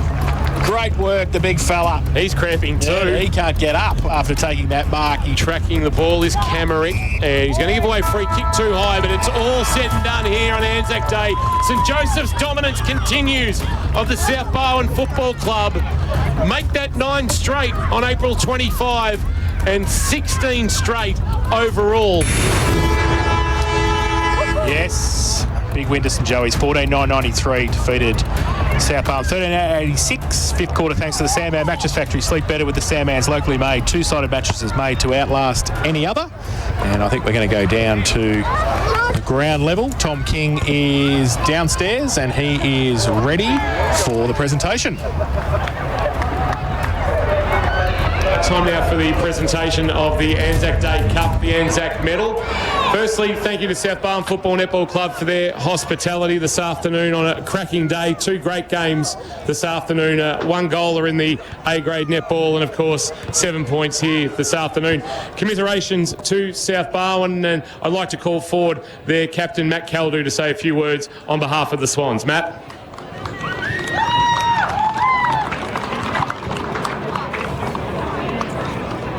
Thanks everyone for coming out today, and well done to St Joey's. Too good again, so well done, fellas. Thanks, man. Thank you, Matt. Can you also put your hands together for our umpires this afternoon who have controlled the game? Thank you for your efforts this afternoon on Anzac Day. It was fairly unanimous in the voting for the Anzac Medal conducted by the K-Rock football team, and the winner of the Anzac Medal gives me great pleasure to announce that is the captain of St Joseph's, Al Hickey.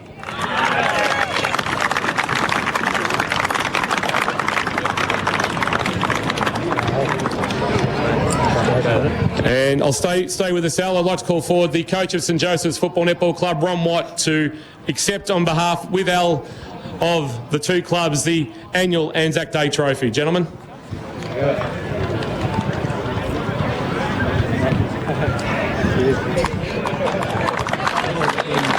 Al, if you'd like to respond. Firstly, thanks to everyone for coming out here. It's a pretty special day for us players, especially with a turnout like this. So thanks to South Barwon, for the footy club as a whole, for hosting. To the boys today, bad luck, but plenty of positive signs. I'm sure you'll go pretty deep this year. So thanks, everyone. Thank you, everybody. Thank you to both clubs. Thank you to the umpires. Thank you to a wonderful crowd here today, and we look forward to seeing you on Anzac Day 2024. Thank you, ladies and gentlemen. So the Anzac Day presentation there, Al Hickey, the Anzac Day medalist, and well, from the votes, maximum votes, 12 votes, and not he had a massive game, Kirsch. No arguments from anyone, I don't think, with Al Hickey. Then, like we mentioned, mate, he kicks the ball in, he doesn't miss a target when he kicks the ball in, and then you look up and he's down the other end of the ground putting balls inside forward 50 and everything in between. So he's just an absolute leader of the football club, and he's a leader on the field, and he is an excellent footballer, that is for sure. Around the grounds, thanks to Leopold's boys this afternoon down at Drysdale. the Drysdale boys, the Hawks, 27-15, 177, defeated Port Arlington 8-5-53 in their traditional Anzac Day clash. Out at Victoria Park, Bannockburn, 15-8-98, I think, have defeated Inverleith 14-13-97 by 1 point. The hold continues. So that's amazing. And up at the MCG, it's pretty close there as well in the third term. 10 to play. Essendon 7-6-48 lead Collingwood 6-8-44 by 4 points in the Anzac Day clash in the AFL as well this afternoon. So some pretty close games there. Kingy's making his way back. Jane Birch is going to have the Leopold Sporties Player of the Day, and hopefully the song as well. I think she's ventured in with St Joey's boys who are just leaving the ground now, and hopefully we can get the St Joey's song 3-0 to start season